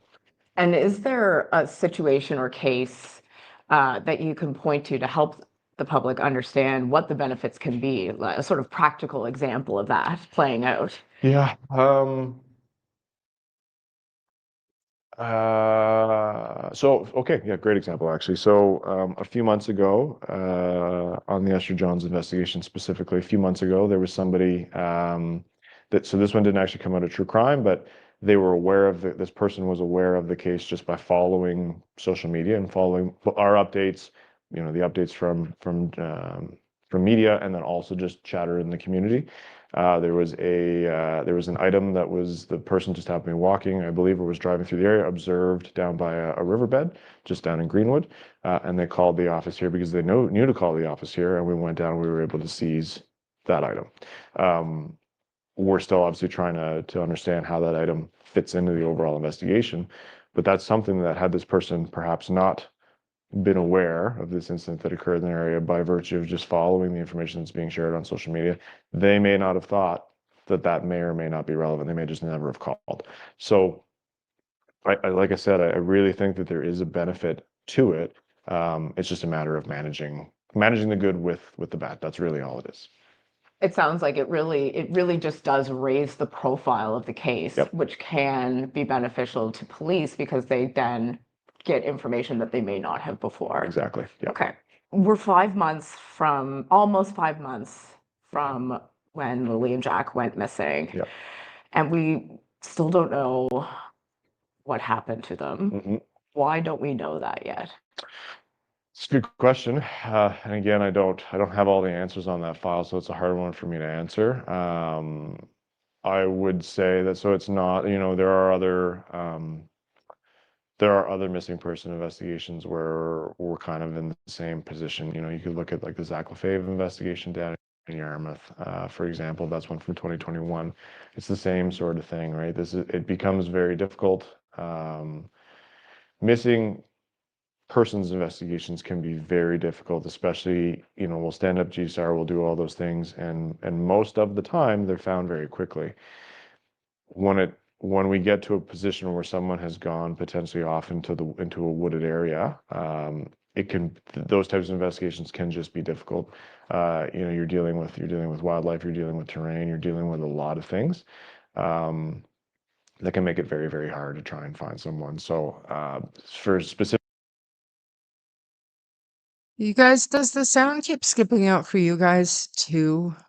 Because on my end, I turn the closed captioning on because it keeps skipping out for like seconds at a time. It sucks over here. Can you guys hear it?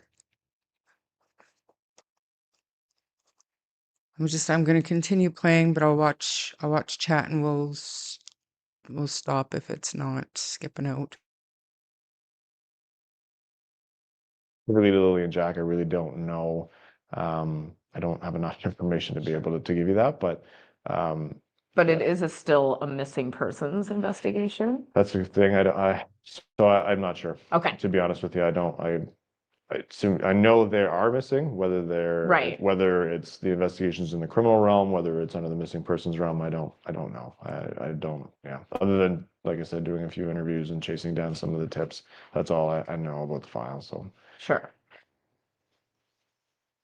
Tell me about those tips you chased out. Yeah, so it's the same things. These tips came in, from what I remember, they were just people that happened to be following some of the information on social media.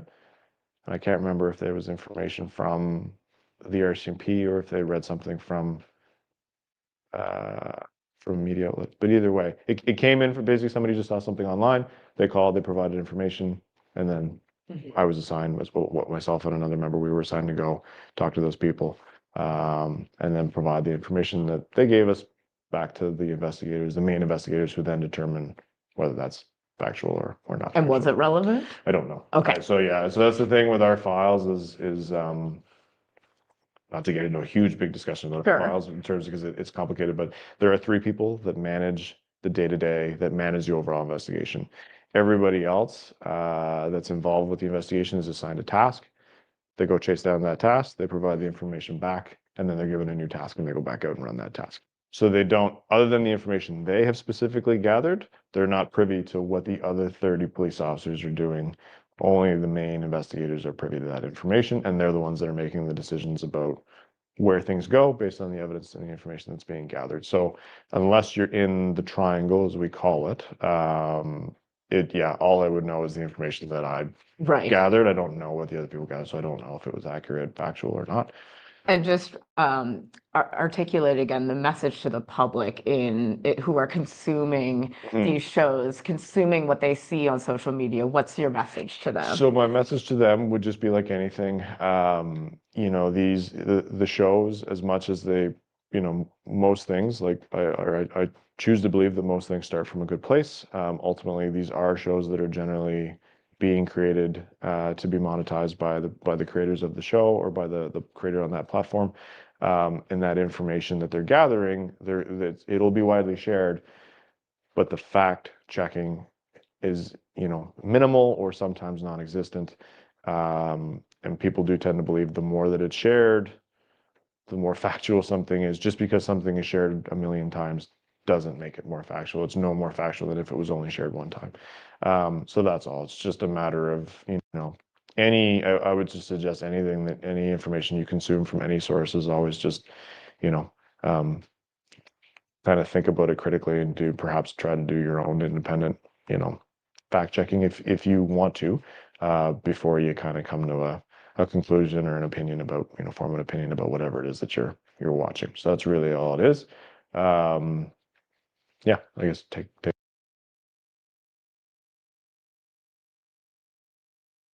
And I mean, that's kind of what we all say, right? Like, and another interesting part of this was just the confirmation for me that there's only like 3 people in the triangle, and everyone else involved in the case are just, you know, they chase down leads, they verify information. They're the ones that are assigned these tasks, right? So you've got 3 main people, and sorry, I'm looking because I got a couple of things sent to me. But you guys, this is I'm gonna pull it up. I'm gonna pull it up, but just to be very clear here. Oh, grapes. Have to get rid of that. Literally where the article we read got their information from, but let's read it. Let's read it, you guys. You have to admit they spend a lot on surveilling us, though. Oh, are we going there?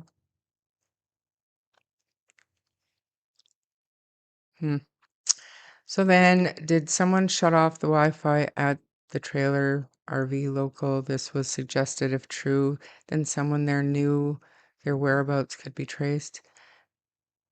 Man, the glare from his head shining more than the windows. It's not nice, Marie.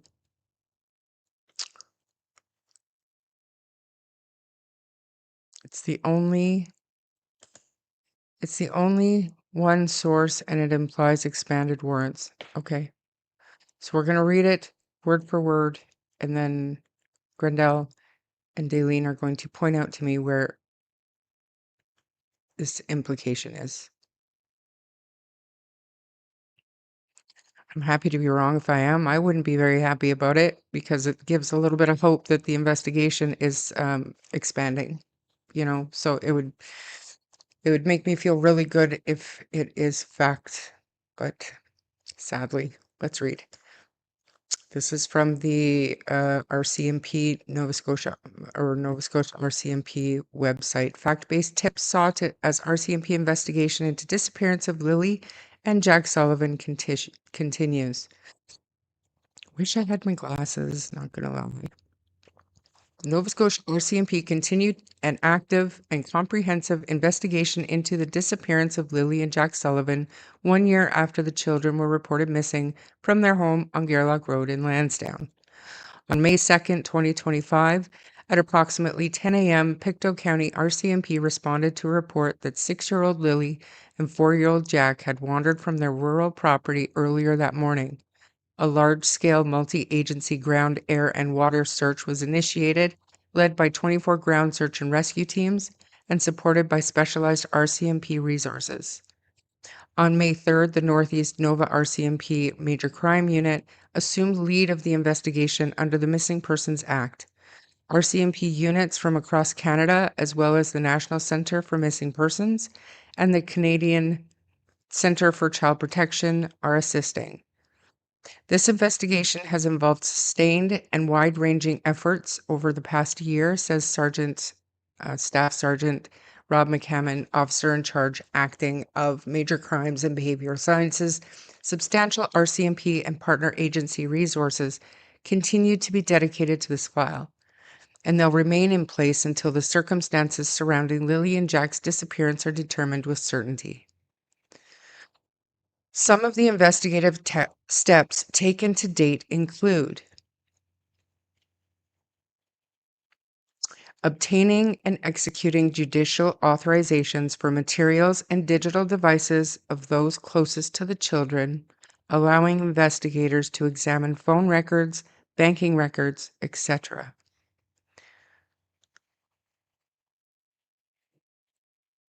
I'm waiting for chat to say that's it. That's not it. Let's move on. Formally interviewing 106 individuals, administering polygraphs as an investigative tool,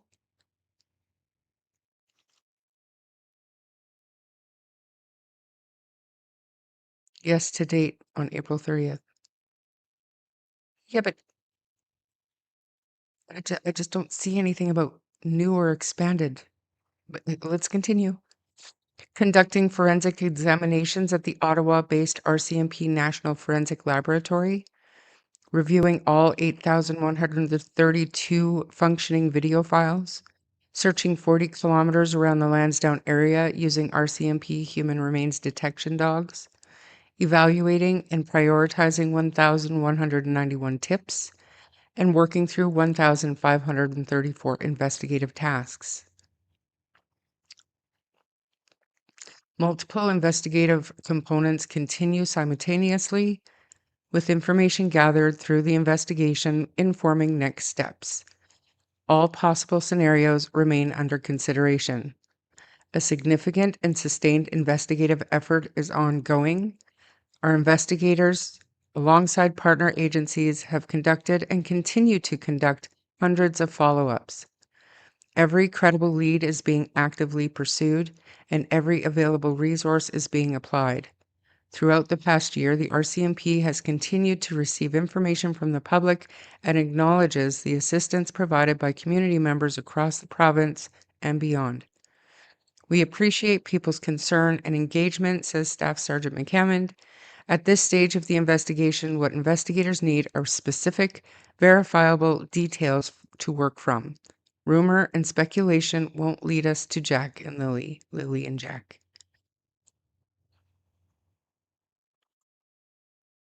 This is what it says. That's what it says.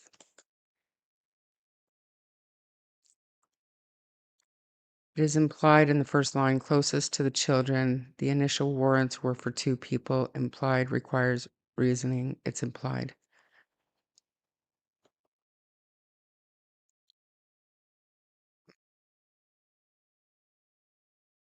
Okay, but okay. I understand what you're saying, but you could also say you assume, and assumptions in my line of work are the devil's candy, and so I don't assume anything. I'm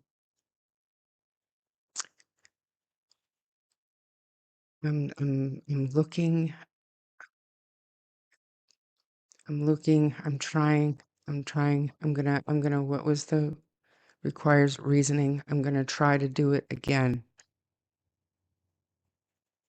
A large scale, blah blah blah. Obtaining and executing judicial authorizations for materials and digital devices of those closest to the children.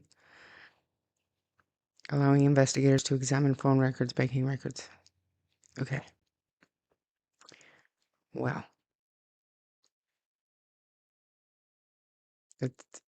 I assume Ron, that this is the first sentence that we're referring to obtaining and executing judicial authorizations for materials and digital devices of those closest to the children, allowing investigators to examine phone records, banking records, etc. I read that very slowly. I'm trying to reason with it. I just don't. Perception is fascinating. I don't see that here, unfortunately, which, like I said, is devastating to me.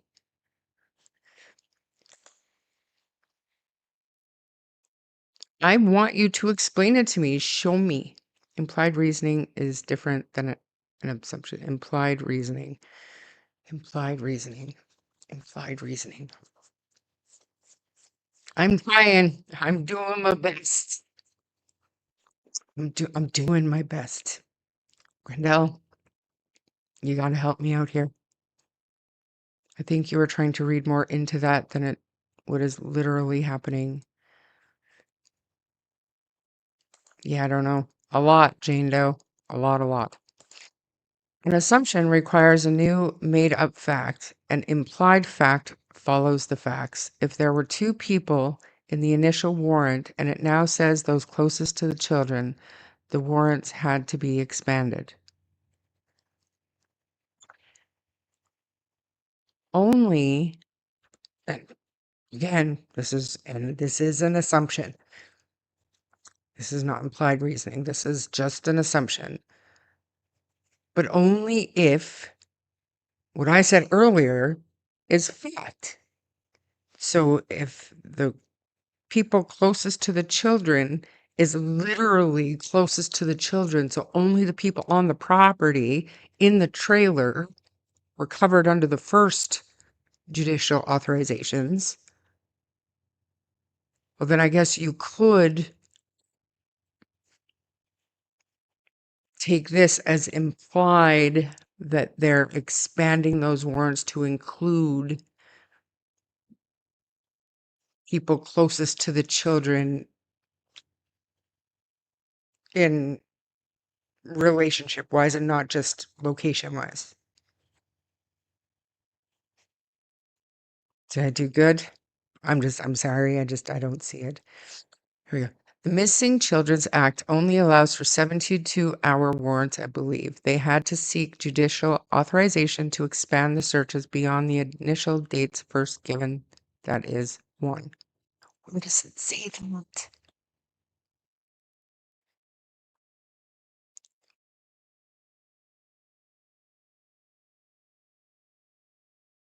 I think we're going to have to agree to disagree respectfully.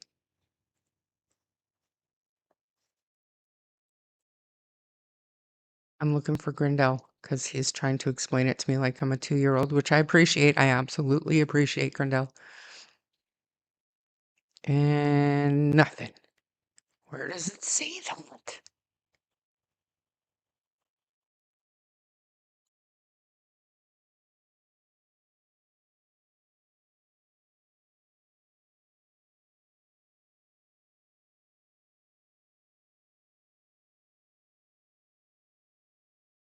Where? Where at, Little Red Corvette? Scary shit. So, let's have a look-see. I'm gonna share this instead. I'm gonna remove that. No offense, guys. Like, I hope you're right. I do. I hope you're right. But for now, for this moment, we're gonna agree to disagree.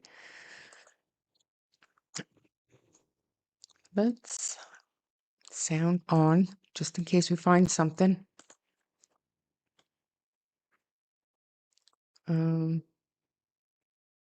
Okay. Adding to those closest to the children implies that they are not just expanding the searches and banking docs on the only 2 people that they searched.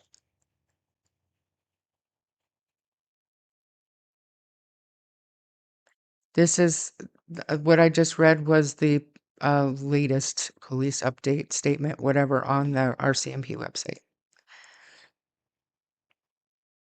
again, this implied reasoning, I get it. I do. But I can't. They're in Colchester County in a small town area. Man, hope nothing bad is going on.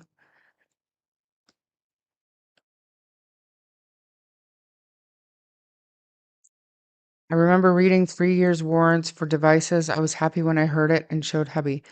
Please, Jilly, if you can find it, direct us to it because I want it to be true. I really do.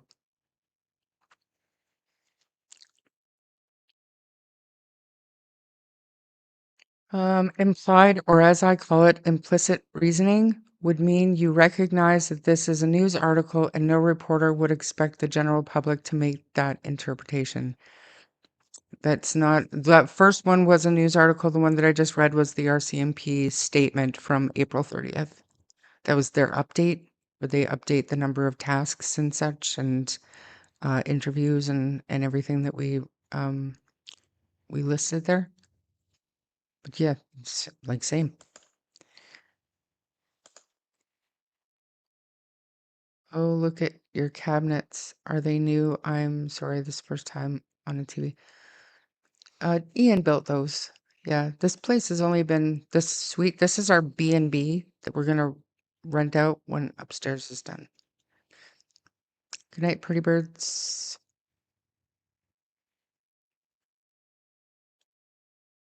Getting authorization to expand the warrants would require new warrants to be issued with the correct dates.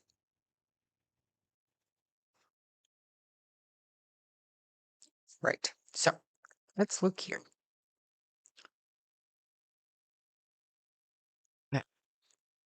What do we got here?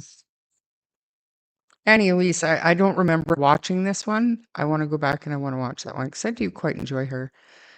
Anyways, I'm looking for this this one interview early on. Early on. I can't stand those AI thumbnails. Sorry, not sorry.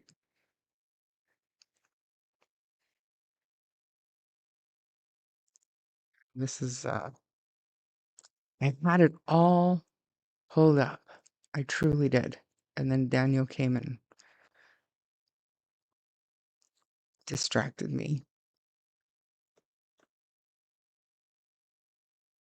Last thing I want to do is play any AI news. I think, man, I don't want to do this.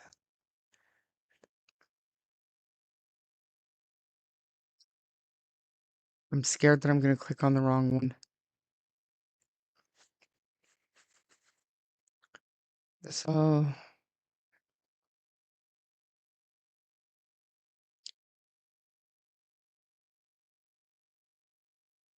I don't know, guys. Unfortunately, I don't think I'm going to be able to find it. But that's okay. Silly, silly, silly. Just a minute. Let's try this one. This is, I think, playlist, actually. That's me. Yeah. All right. I believe that with hard work, This is the the work we're one. doing, I'm going to turn closed captioning on again, just in case the sound cuts out.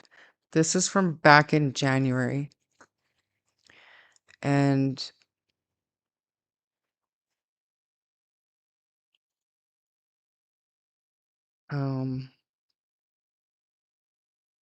and if we have time, we'll watch one from just a few weeks back as well. But yeah, you're welcome. Yeah. So, and then I'll go through chat and I'll star some stuff.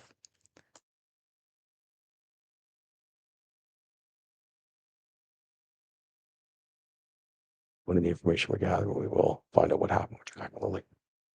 Staff Sergeant McCammon, with the case of Jack and Lily, what's the latest? We continue to gather information and then work any direction that there's more information to gather, review that and look for more opportunities. We continue to take in tips from the public and to review and move forward. Is this case criminal? Right now, we're gathering all the information.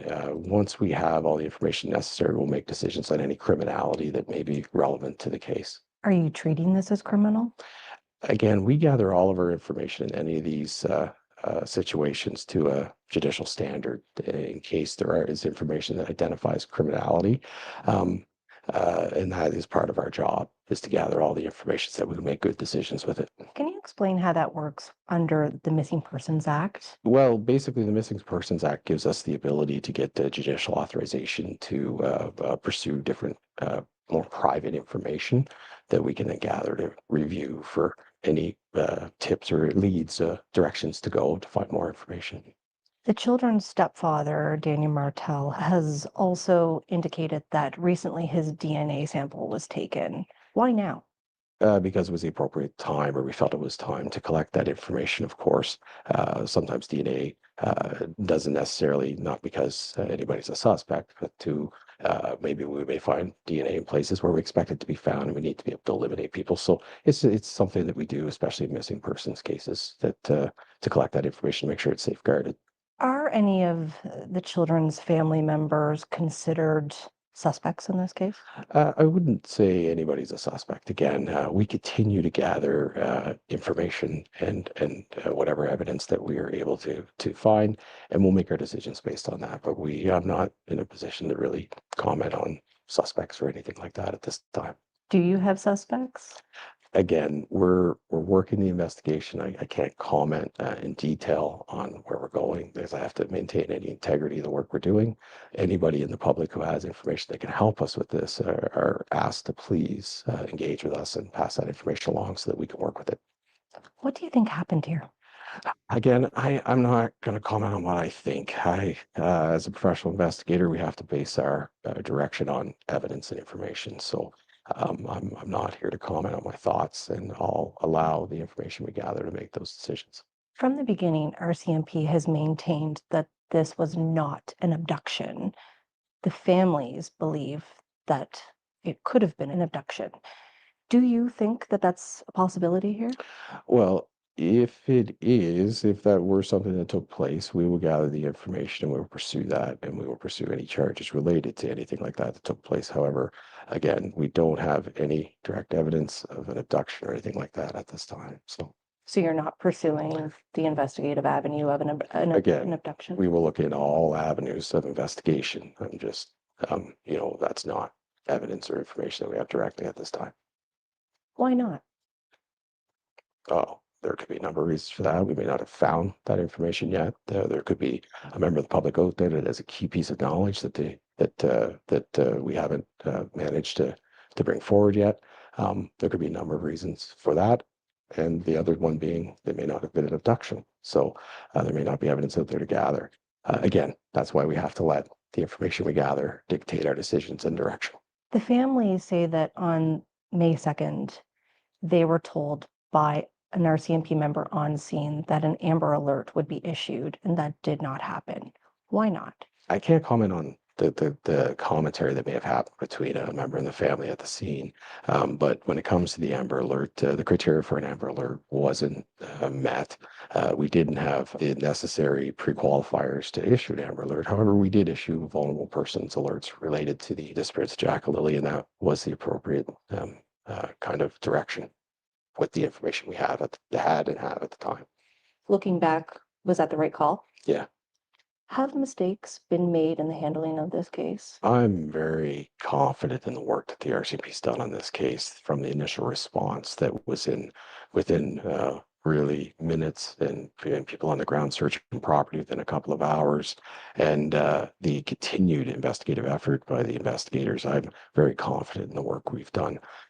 No, I don't believe we've made any huge mistakes, and we continue to put effort in to try and resolve what's happened with Jack and Lily. I'm confident in the work the RCMP's put into this file. What's taking so long? Well, the sheer volume of information that's come in is a big part, and you know, investigations like this take time. We've had over 8,000 videos that we've had to review and go through. We've had over 1,000 tips from the public, and each one of those tips have to be reviewed in detail and steps taken to ascertain the veracity or you know whether they're accurate or not. And that all takes time, and you have to do it thoroughly, and you have to document it properly. So larger investigations, they take a lot of time to do, and we have to take these steps and make sure we get our everything in a row properly to move forward. At this point, do you think those children are still in the woods? We've done an extensive ground search using all technology that could be available to us, including drones and penetrating radar for the ground. And we've had human remains detection dogs out there, and our ground search and rescue volunteers covered extensively the area around where the children were missing. So I think the chances are low. However, there's always that possibility that they may be in an area that just we haven't been able to find them. It does happen. It's happened. So I would say the chances are there is a slight potential they're still in the woods, but we're following up on every lead we can to try and ascertain that. So if they're not in the woods, where could they be? Well, again, that's part of that is the main goal of what we're trying to accomplish, find out what happened with Jack and Lily. The court documents suggest that RCMP are using technology-based techniques. What does that mean? Basically, we're looking at whatever technology is out there to assist us with our work, whether that be during the search phase with the drones and the side scanning lidar, radar, or whether that's through the use of different analysis products or other tech options, whether it be the use of video review programs that do things more efficiently, which we have done. You know, there's just looking at different ways to do our jobs more efficiently and to gather the most evidence possible. In the early hours of May 2nd, we know from the court documents that 2 people in the area heard a vehicle coming and going. What can you tell me about that? Is that substantial evidence here? We have followed up on all those areas, and you know, we're confident in the information we've gathered, but I don't really have any direct comment about that situation. We've you know, it's part of our investigation, and we'll continue on with that. So you're not saying that it's not relevant? Obviously, it's something that happened in the area the morning that the 2 kids went missing. We have to consider that a relevant thing to follow up with and look into, but I'm not suggesting that's creating us to consider criminal action or anything like that. As we approach the 1-year mark, is there any sense that this could become a cold case at this point? I can't really comment on that. The information and investigative work will dictate that. As far as I'm concerned, it's not going to be a cold case. This is a case that needs to be solved. So we will pursue every avenue available to us to ascertain what happened with Jack and Lily. So as of right now, it remains very active. Very active.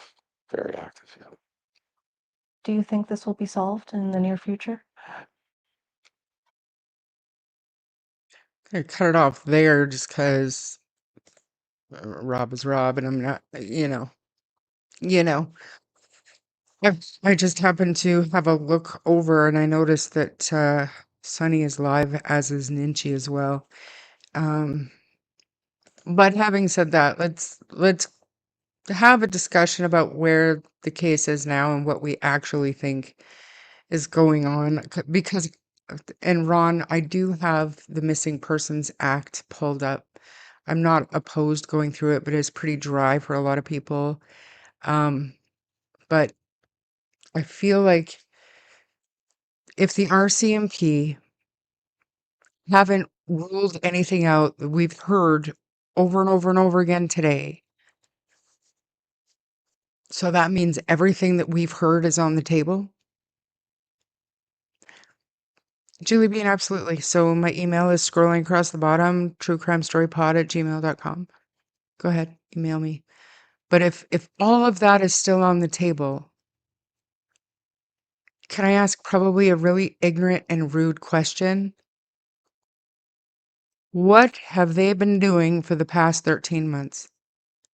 If nothing has been ruled out, remember on a live stream not too terribly long ago, it was the one where I was snapping back at shenanigans, and I made a comment about leadership. Good leaders, true leaders, don't have to point out what makes them a good leader. And what I see in these press conferences, and don't come at me, but they're listing all of the videos that they've gone through and the area that they let the cadaver dog search and the tasks that they've gone through. Where's the progress?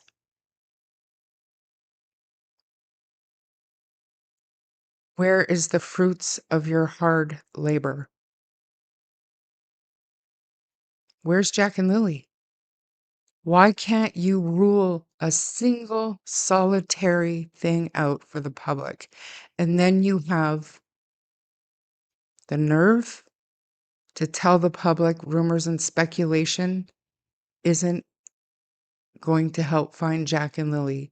Well, guess what? That's all we have to go on. Because you won't help us help you. That's the point in this entire live stream. I'm not here to say they're not doing their job, they're not working hard. I am not saying that at all. They might very well be. But good leadership doesn't have to be explained and pointed out in bullet point form. It is obvious in the results of the work that you do. And right now, asking the public to give you verifiable information that you can track down seems as useful as me banging my head against a brick wall, because you won't share anything that'll help us know what's credible and what's not. So for now, all of the tips and information the public has for you, unfortunately, is so saturated with rumors and speculation that I fear that Jack and Lily might never be found.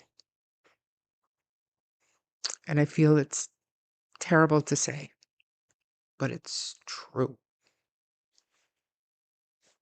Get off my soapbox for a minute. Ron, thank you. That's very nice. It's a legislative document after all. Can't be all nerds like me.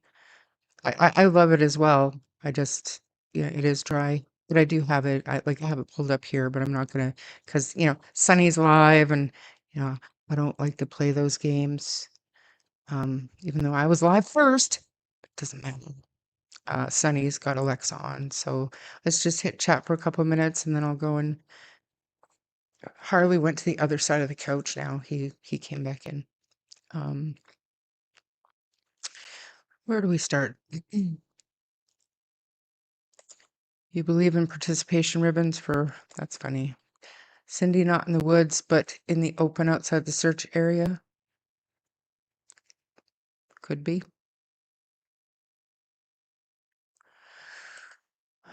Expanded temporal scope going back 3 years. Investigators are utilizing expanded search warrants to retrieve 3 years of historical data across devices. Did you email that to me? Let me just open that email, because again, hope is hope. And from everything we watched today, it looks like they're just trying to point out how they're working so hard on the case without showing us any results. I don't see anything sent to me, so do not consider criminal action on the car going back and forth interesting.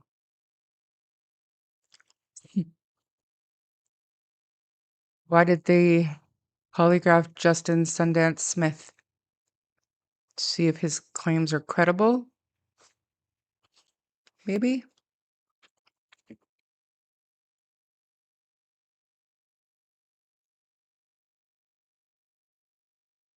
I got my email open, so if you can get it to me before I end this, I will gladly read it because we need something from them. Anything. Anything. I don't know what to think. I feel very discouraged by the lack of information. And like I said, if you're doing such great work, why can't you give us anything? Nothing. You can't rule anything out. Crickets. I don't know. You're welcome. Fair questions. Thank you. The email for stars running across the bottom. Yes, it is. Thumbs up. Roots. Thank you. They have nothing. Please get another department to look at this. And I asked Daniel the other day, night, whatever, do you agree that fresh eyes on the case would be helpful? And he wasn't understanding my question because it's like, okay, I understand that they've got like a revolving door kind of getting fresh eyes from their department coming in and looking at things and tracking down tasks and stuff. I get that. But I'm talking take it away from Northeast Nova, Major Crimes Unit. They can assist, but bring somebody out of province in. Let them look at everything. Like an entire task force, I guess. Or request help from the FBI. We can do that in Canada. It's been done before. Not to investigate it, but to look at it. It's been done. Banking overtime is what they've been doing. I mean, they're doing something. I mean, that's a lot of tasks. It's a lot of stuff that they've gotten done in 13 months. So why can't you give us anything? Talk about the erosion of public trust. And I also talked before about community policing. It's a big part of criminal justice. When you take criminal justice in college, it's a big part of it. But I think over time, and I'm not trying to judge individual officers in law enforcement in any capacity whatsoever, because generally speaking, these men and women will meet you on your very worst day, and that's what they deal with day in and day out. And I would not wish that on my worst enemy. It takes a stellar human being to choose to go into that line of work. But having said that, we need, I'm not saying you got to show all your cards, but they can rule stuff out to help steer the public in one direction or another instead of what's going on right now. It just doesn't. I agree, Charmaine. What have they been doing in the past year? Well, we know they've been looking at over 8,000 videos, and I get it, but where's the results of that? Why can't you give us anything? Remember as well, what happened to Dylan? And we're just discussing Nova Scotia right now. If they would rule things out, then people would not call in tips for things that are already ruled out, which definitely they do. It absolutely does. And I don't think that they haven't ruled anything out, you guys. I don't believe that. I believe that they've ruled out a lot of the bullshit. But if you want verifiable tips, information from the public, then tell us what you've ruled out. Don't be afraid to get it wrong, because if something becomes relevant again, then it's going to, whether the public knows or not. I don't know. Do you think they have nothing? I think the nerve was telling people they could only bring facts to them. It's up to the police to determine whether the tip is factual or not. Right. Me too. Like, how are we supposed to know? Like, we just seen the other officer talk about social media and how, we should be doing fact checking. How the fuck are we supposed to fact check if you're not telling us shit? With our privacy laws here, we can't get access to that information. They made 2 arrests talking about fruits of their labor, unrelated cases, adjacent cases. I think it's obvious in my opinion. That's your opinion. I mean, and on its face, I get it. But once you know certain things, you realize that one has nothing to do with the other. Yet.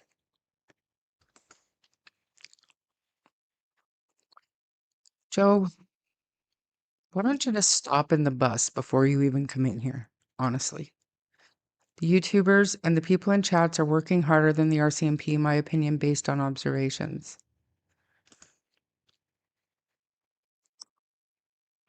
Seems he maybe one-sided thinks one thing, but everything is pointing in the other directions. Just saying.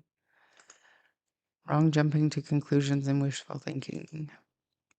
Enter this in Google Digital Forensic New Warrants, Jack and Lily. I'll play along, just 'cause. It's good to have hope. Digital. New Warrants. Jack and Lily. Devices of several people to go back 3 years. 2026. Strategy. If this is AI, Julie Bean.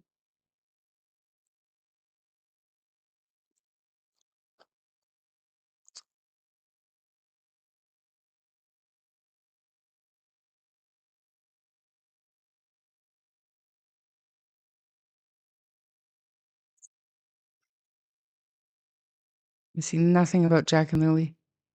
Nothing. Oh. April 29th, 2026. One sec. Hold your breath, everybody. I will accept this. I'm gonna get rid of him. Because I'm mad at you, Mr. McCammon. I'm angry with you. Even though I respect you enough to call you by your name. I'm still angry with you. Okay, here we go. Am I behind in chat? I'm going all the way to the bottom. Sorry, guys.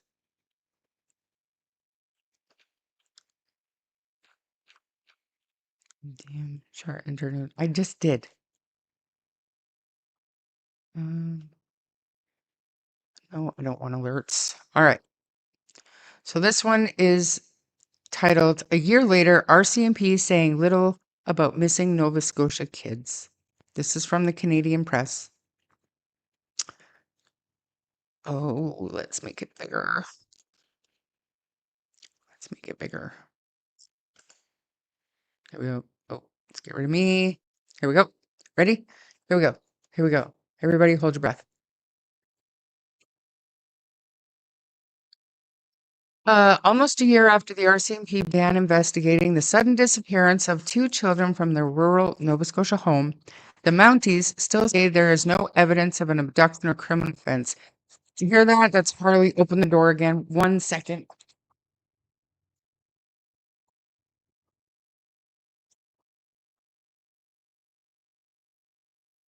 I wish you had thumbs so he could close the door behind him.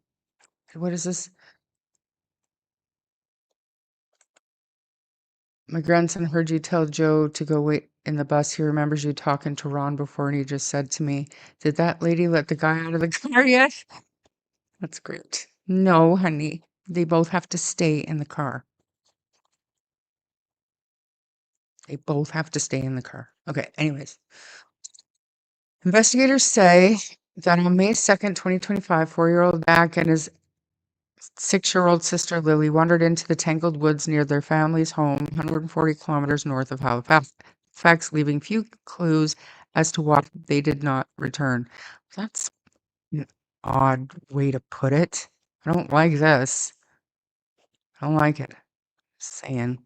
You sure this is Canadian Press? Anyway, extensive searches were conducted using ground search and rescue crews, helicopters, drones equipped with heat-seeking sensors, police divers, and cadaver dogs. Searchers found a few boot prints and pieces of a pink blanket that belonged to Lily, but little else. You mean nothing else. Michael Arntfield, a professor, criminologist, and cold case expert, said investigators can't reveal everything they know or suspect, given that doing so could jeopardize their investigation by tipping off potential suspects. Thought it was Missing Persons Act. Anyways, at this level, they've got investigators who are of the highest caliber in terms of criminal intelligence and using all kinds of furtive investigative techniques, said Artfield, a professor at Western University in London, Ontario, and founder of the university's cold case research group. RCMP certainly have exploited these successfully in many cases where the public was kept in the dark the entire time as a matter of operational necessity. Okay.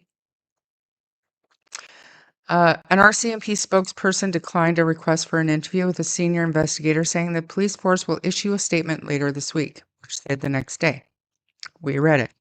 There is no new information to share related to the ongoing investigation, and no additional details will be provided beyond what's already been released publicly, Alison Gerard said in an email.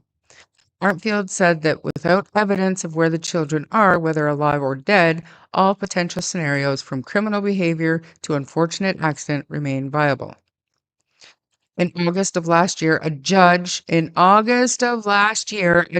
released partially redacted court applications filed by investigators seeking access to a variety of records, including phone, banking records, video surveillance. The documents include unproven statements made by police, including a comment from an investigator who said the case was not considered criminal in nature.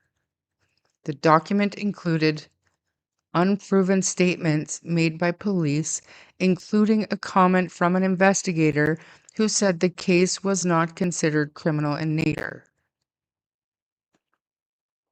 As for the theory that Lily and Jack wandered from their home, Arntfield said he finds that scenario hard to believe, citing observations that the surrounding woods are so dense that two small children could not have walked very far.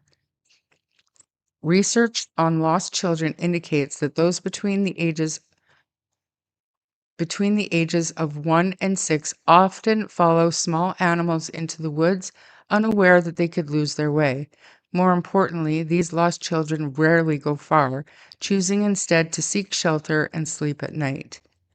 According to Robert Koester, a leading U.S. expert on lost person behavior, about 75% of lost children between the ages of 4 and 6 are typically found within 1.2 kilometers from where they were last seen, and 95% are found within 6.6 kilometers. Still, they can be hard to find. Research conducted by American expert William Sirotuk and followed up by Kenneth Hill, a psychology professor at St. Mary's University in Halifax, found that in bad weather, young children sometimes cover themselves or burrow into holes or other cavities to keep warm. No, I did not get your email. Some youngsters have been instructed not to talk to strangers and will avoid searchers who are calling their name, while others do not realize that they are the object of a search and will watch with curiosity as searchers sweep the area or helicopters pass by, Hill wrote in a research paper published in 2006. Belinda Gray, the children's paternal grandmother, dismissed the possibility that Jack and Lily were abducted. Gray's son, Cody Sullivan, is the children's biological father, but Gray said she had not seen them during the 18 months before their disappearance, and her son told police he had not seen them for 3 years, having previously split up with their young mother, Malaya Brooks Murray. When they were in my life, they were just normal little children, Gray said in an interview. Jack acted like any normal little boy, playing with toys, watching cartoons on TV. It was very rare that you didn't see Lily smiling. She was always smiling, playing with her dolls, and she'd talk up a storm with you. The children lived with their mother, stepfather, Daniel Martel, and infant sister on a property that includes a trailer where Martel's mother lives. Soon after Jack and Lily's mother reported them missing, Brooks Murray told police that both children might be on the autism spectrum and were known to roam. Since then, Brooks Murray, who is no longer living with Martel, has had virtually nothing to say in public. She declined a request for an interview when reached at her mother's home last week. Martel could not be reached for comment. 4 days after the children disappeared, Martel told reporters he was worried the children had been abducted. Meanwhile, Gray said she turned to social media to keep the case in the public eye, hoping that someone would come forward with information. I jumped right in with 2 feet, putting out what I could, what I knew, what I understood, she said. And then slowly you start to see the other side of social media, and it's not a good side.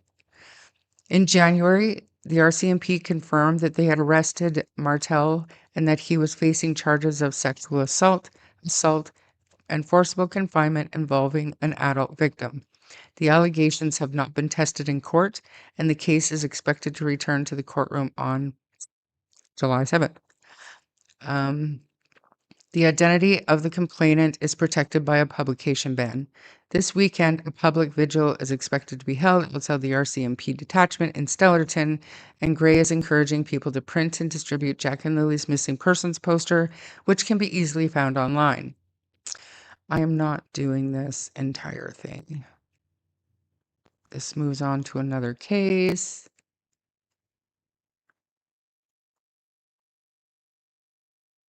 The Mounties say 11 Nova Scotia RCMP units are working on the case, confirming in February that they've received 1,111 tips and reviewed thousands of hours of footage from surveillance and trail cams. As well, the provincial government is offering a reward up to $150,000 for information about the case. Asked if she believes her grandchildren will be found, Gray said that probably won't happen unless somebody talks. I think it'll be a miracle if we find them.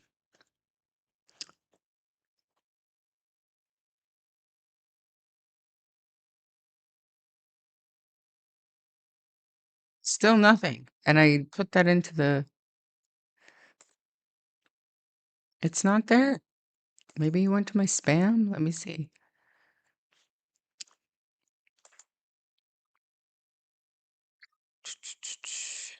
More spam. You went to my spam. This is not an article. This is AI. This is Google generated AI. So no. I'm looking. I am looking. I honestly am. Investigators are utilizing expanded search warrants to retrieve 3 years of historical data across devices. Timeline aims to establish a baseline of communication pre-existing. Like, where's the source?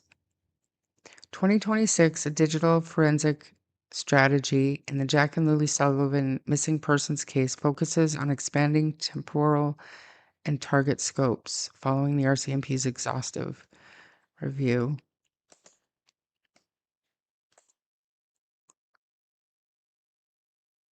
In the ongoing investigation into the disappearance of 6-year-old Lily and 4-year-old Jack in Nova Scotia, the RCMP have secured multiple search warrants to conduct forensic extractions on digital devices belonging to several individuals. Investigators are reviewing data that spans up to 3. So the source here is Facebook.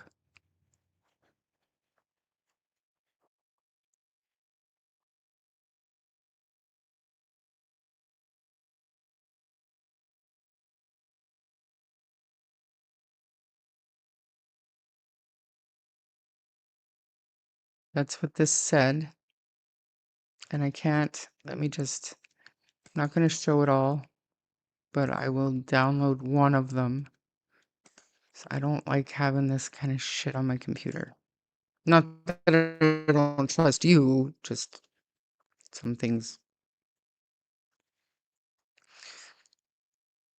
And I'm picking this one because it shows the source. Like I can see where you put the search in. Oh, for fuck's sakes. I don't like downloading stuff like this, but okay. All right.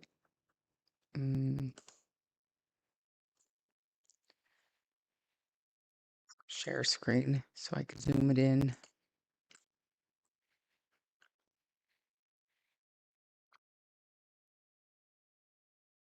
I'll even make it super big.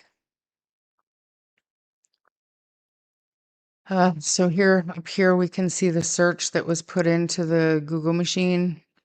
In the ongoing investigation into the disappearance of 6-year-old Lily and 4-year-old Jack Sullivan in Nova Scotia, the RCMP have secured multiple search warrants to conduct forensic extractions on digital devices belonging to several individuals.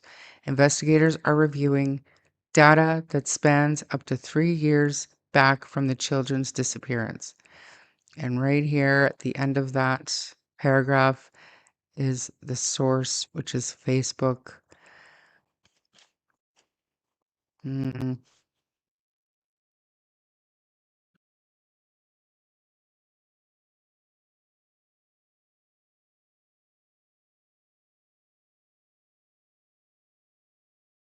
It's most certainly not. I mean, if it's Facebook, was it a person that posted it? If it was a person, did they get it from Google searches? I just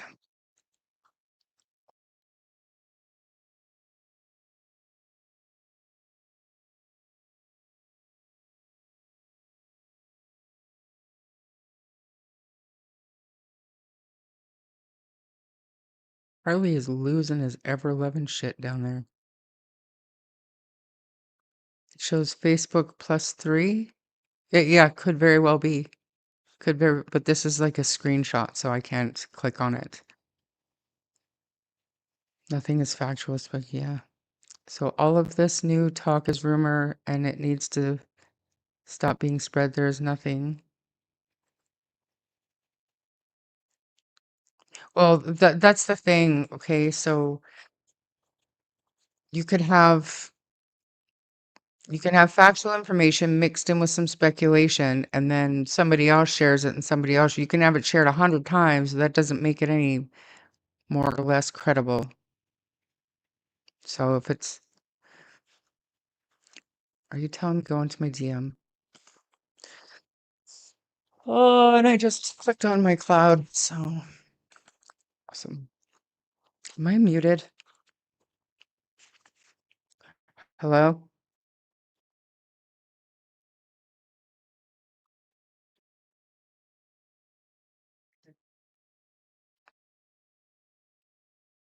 I only have so many screens, but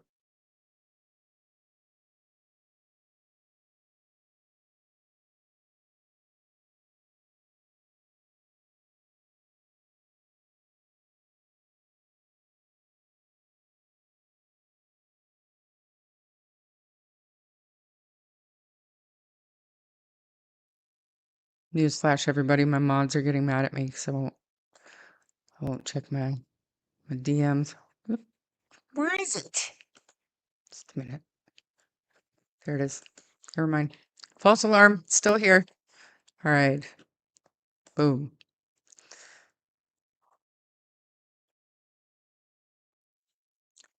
You know, I should kill you all with kindness, honestly. Why is he losing his shit so badly? Share screen. There it is. I'm afraid, I don't know. This isn't going to be changing my mind. I don't think. But let's hold our breath together. Again, here we go. Cool. AI mode. There's the search. Same thing I just read. Targets devices belonging to multiple persons of interest to reconstruct a 3-year timeline. This approach establishes a comprehensive chain of communication. Okay, so here we go.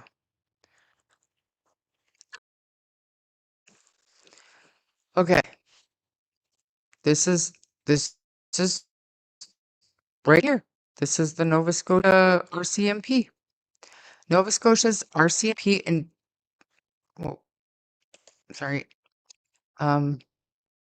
intense approach to the missing persons investigation to the disappearance of Lily and Jack Sullivan continues. More than 11 Nova Scotia RCMP units are working on the missing persons investigation, some of which include Northeast Nova RCMP, Major Crime Unit, Pictou County District RCMP, Digital Forensic Services, Truth Verification Section, Legal Application and Support Team, Police Dog Services, Underwater Recovery Team, Behavioral Sciences Group, and the Criminal Analysis Service. They are joined in their investigational efforts by the National Centre of Missing Persons, Canadian Centre for Child Protection, and provincial and municipal police agencies from Nova Scotia and other parts of Canada. The investigation is being led by a tenacious, committed group of investigators who are gathering and assessing information daily to learn more about the circumstances of Lily and Jack's disappearance so we can find them, says Staff Sergeant Rob McCammon, officer in charge acting, Major Crime and Behavioral Sciences. All scenarios are being considered, and we've engaged every tool and resource at our disposal. The Nova Scotia RCMP would like to thank the public for all of the tips, information, and video footage that has been provided since Lily and Jack went missing. With this support, investigators have collected hundreds of hours of video from the areas surrounding Lansdowne Station, including footage taken from along Gairloch Road between 12 p.m. on April 28th and 12 p.m. on May 2nd, which was the subject of a public appeal from the investigative team on May 28th. Formally interviewed 54 people, which has included the administration of polygraphs to some individuals. I thought that last article said 106 interviews. Received 488 tips. What? This is back in June. I'm not doing this. I'm not playing this game. It's not a game. It's not a game. I'm sorry.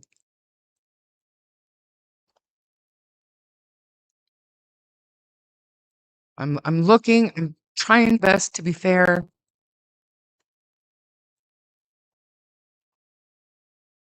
Failure providers for 3 years. There's no source for that. Full historical toll on booth footage, bank records, and license. This is the same one. Analyze mutual contacts, mutual. That's Wikipedia. No, thank you. I'm sorry, you guys. Just know.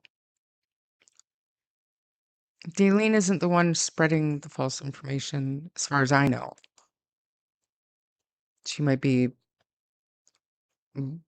believing it. It's June 2025. Oh, I'm behind in chat again. Never mind.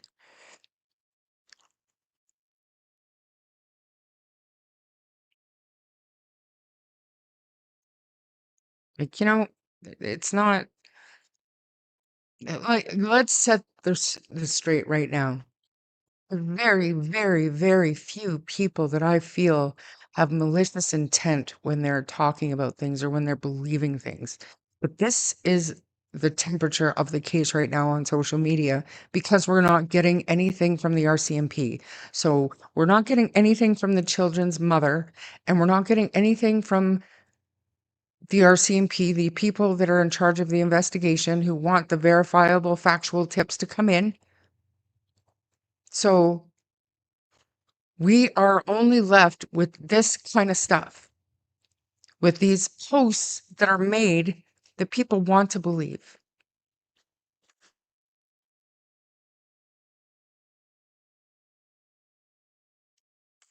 Thank you.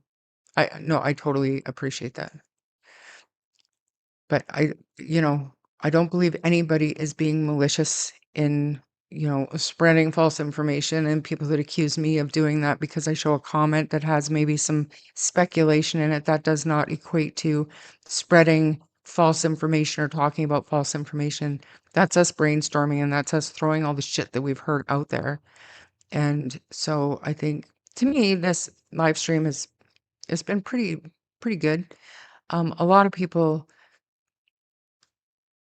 I know, but it's all based on what we've heard. And if this is what you read, right, and you don't take into account that, okay, this is AI,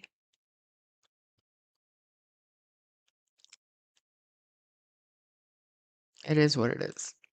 And I mean, I'm just saying, I don't think that people are being purposely malicious with it. That's just my opinion on it.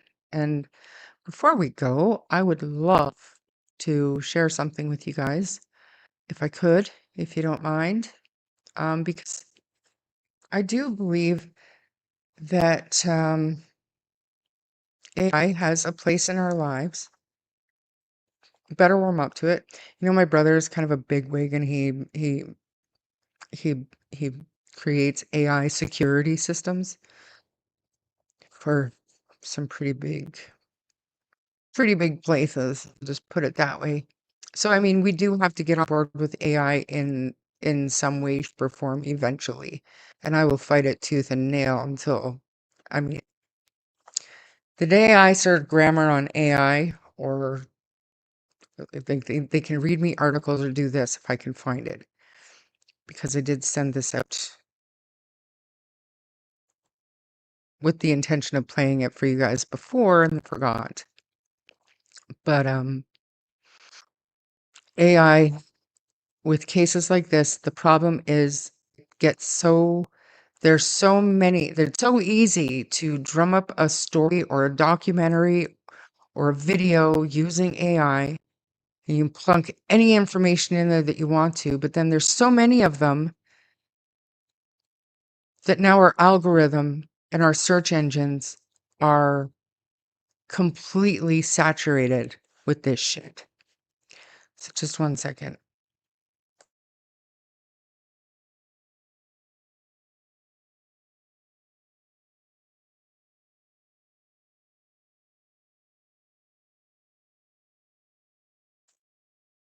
So I don't want anybody to go off grid. I don't like AI. I don't like AI, except for this. You know what Charmaine does for fun on her downtime when I'm not busy overthinking everything in life? This is it. So let's have, I don't think you'll be able to hear the song, but here's what it is.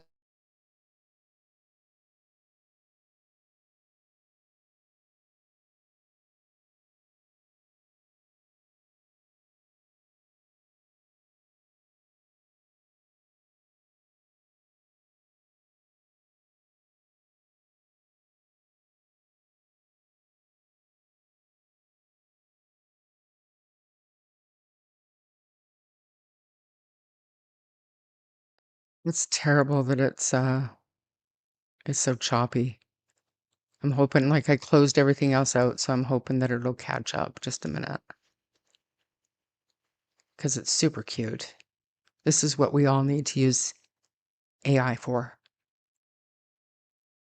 Come on, Harley, just play it out for the people. They want to see it. They want to see it.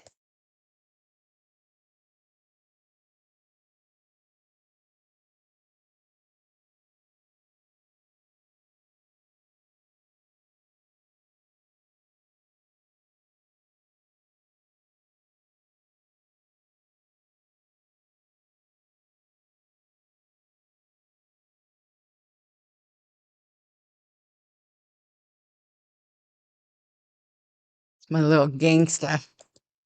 My little gangsta. Oh, where'd he go? Did I pull him down? No, there he is. Okay, you guys, yeah, I totally hate AI. I will post this actually on my Facebook so you guys can go and watch it, because it's actually a beautiful thing. Okay, sell the house, the internet sucks there. I think it's not the internet. I think it's the weather, and I don't know. I don't know. I don't know, man. I apologize, whatever. And plus, my internet is in the other portion of this house, so soon when I'm able to move over there, Farley needs his own YouTube channel. You guys will be sitting there watching a whole lot of sleeping. Whole lot of sleeping. But anyways, everybody have a terrific night. Hustler, just in time to catch the replay. There is music with it. Let's try it one more time because it's like I love it. It's so great.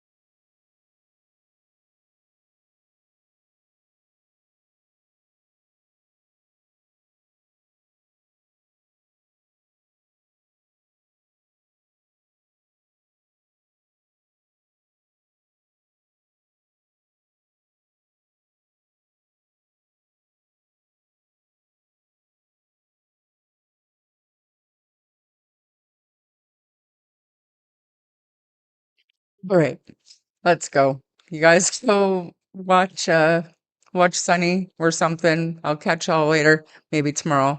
Have a good night, everybody. You can't even hear the music? That sucks. It'll be on my Facebook. Look me up. Okay? Have a good night, everybody. Bye. We're going down.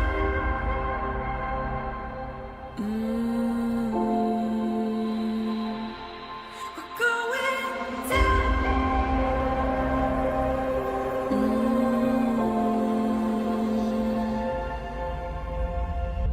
We're going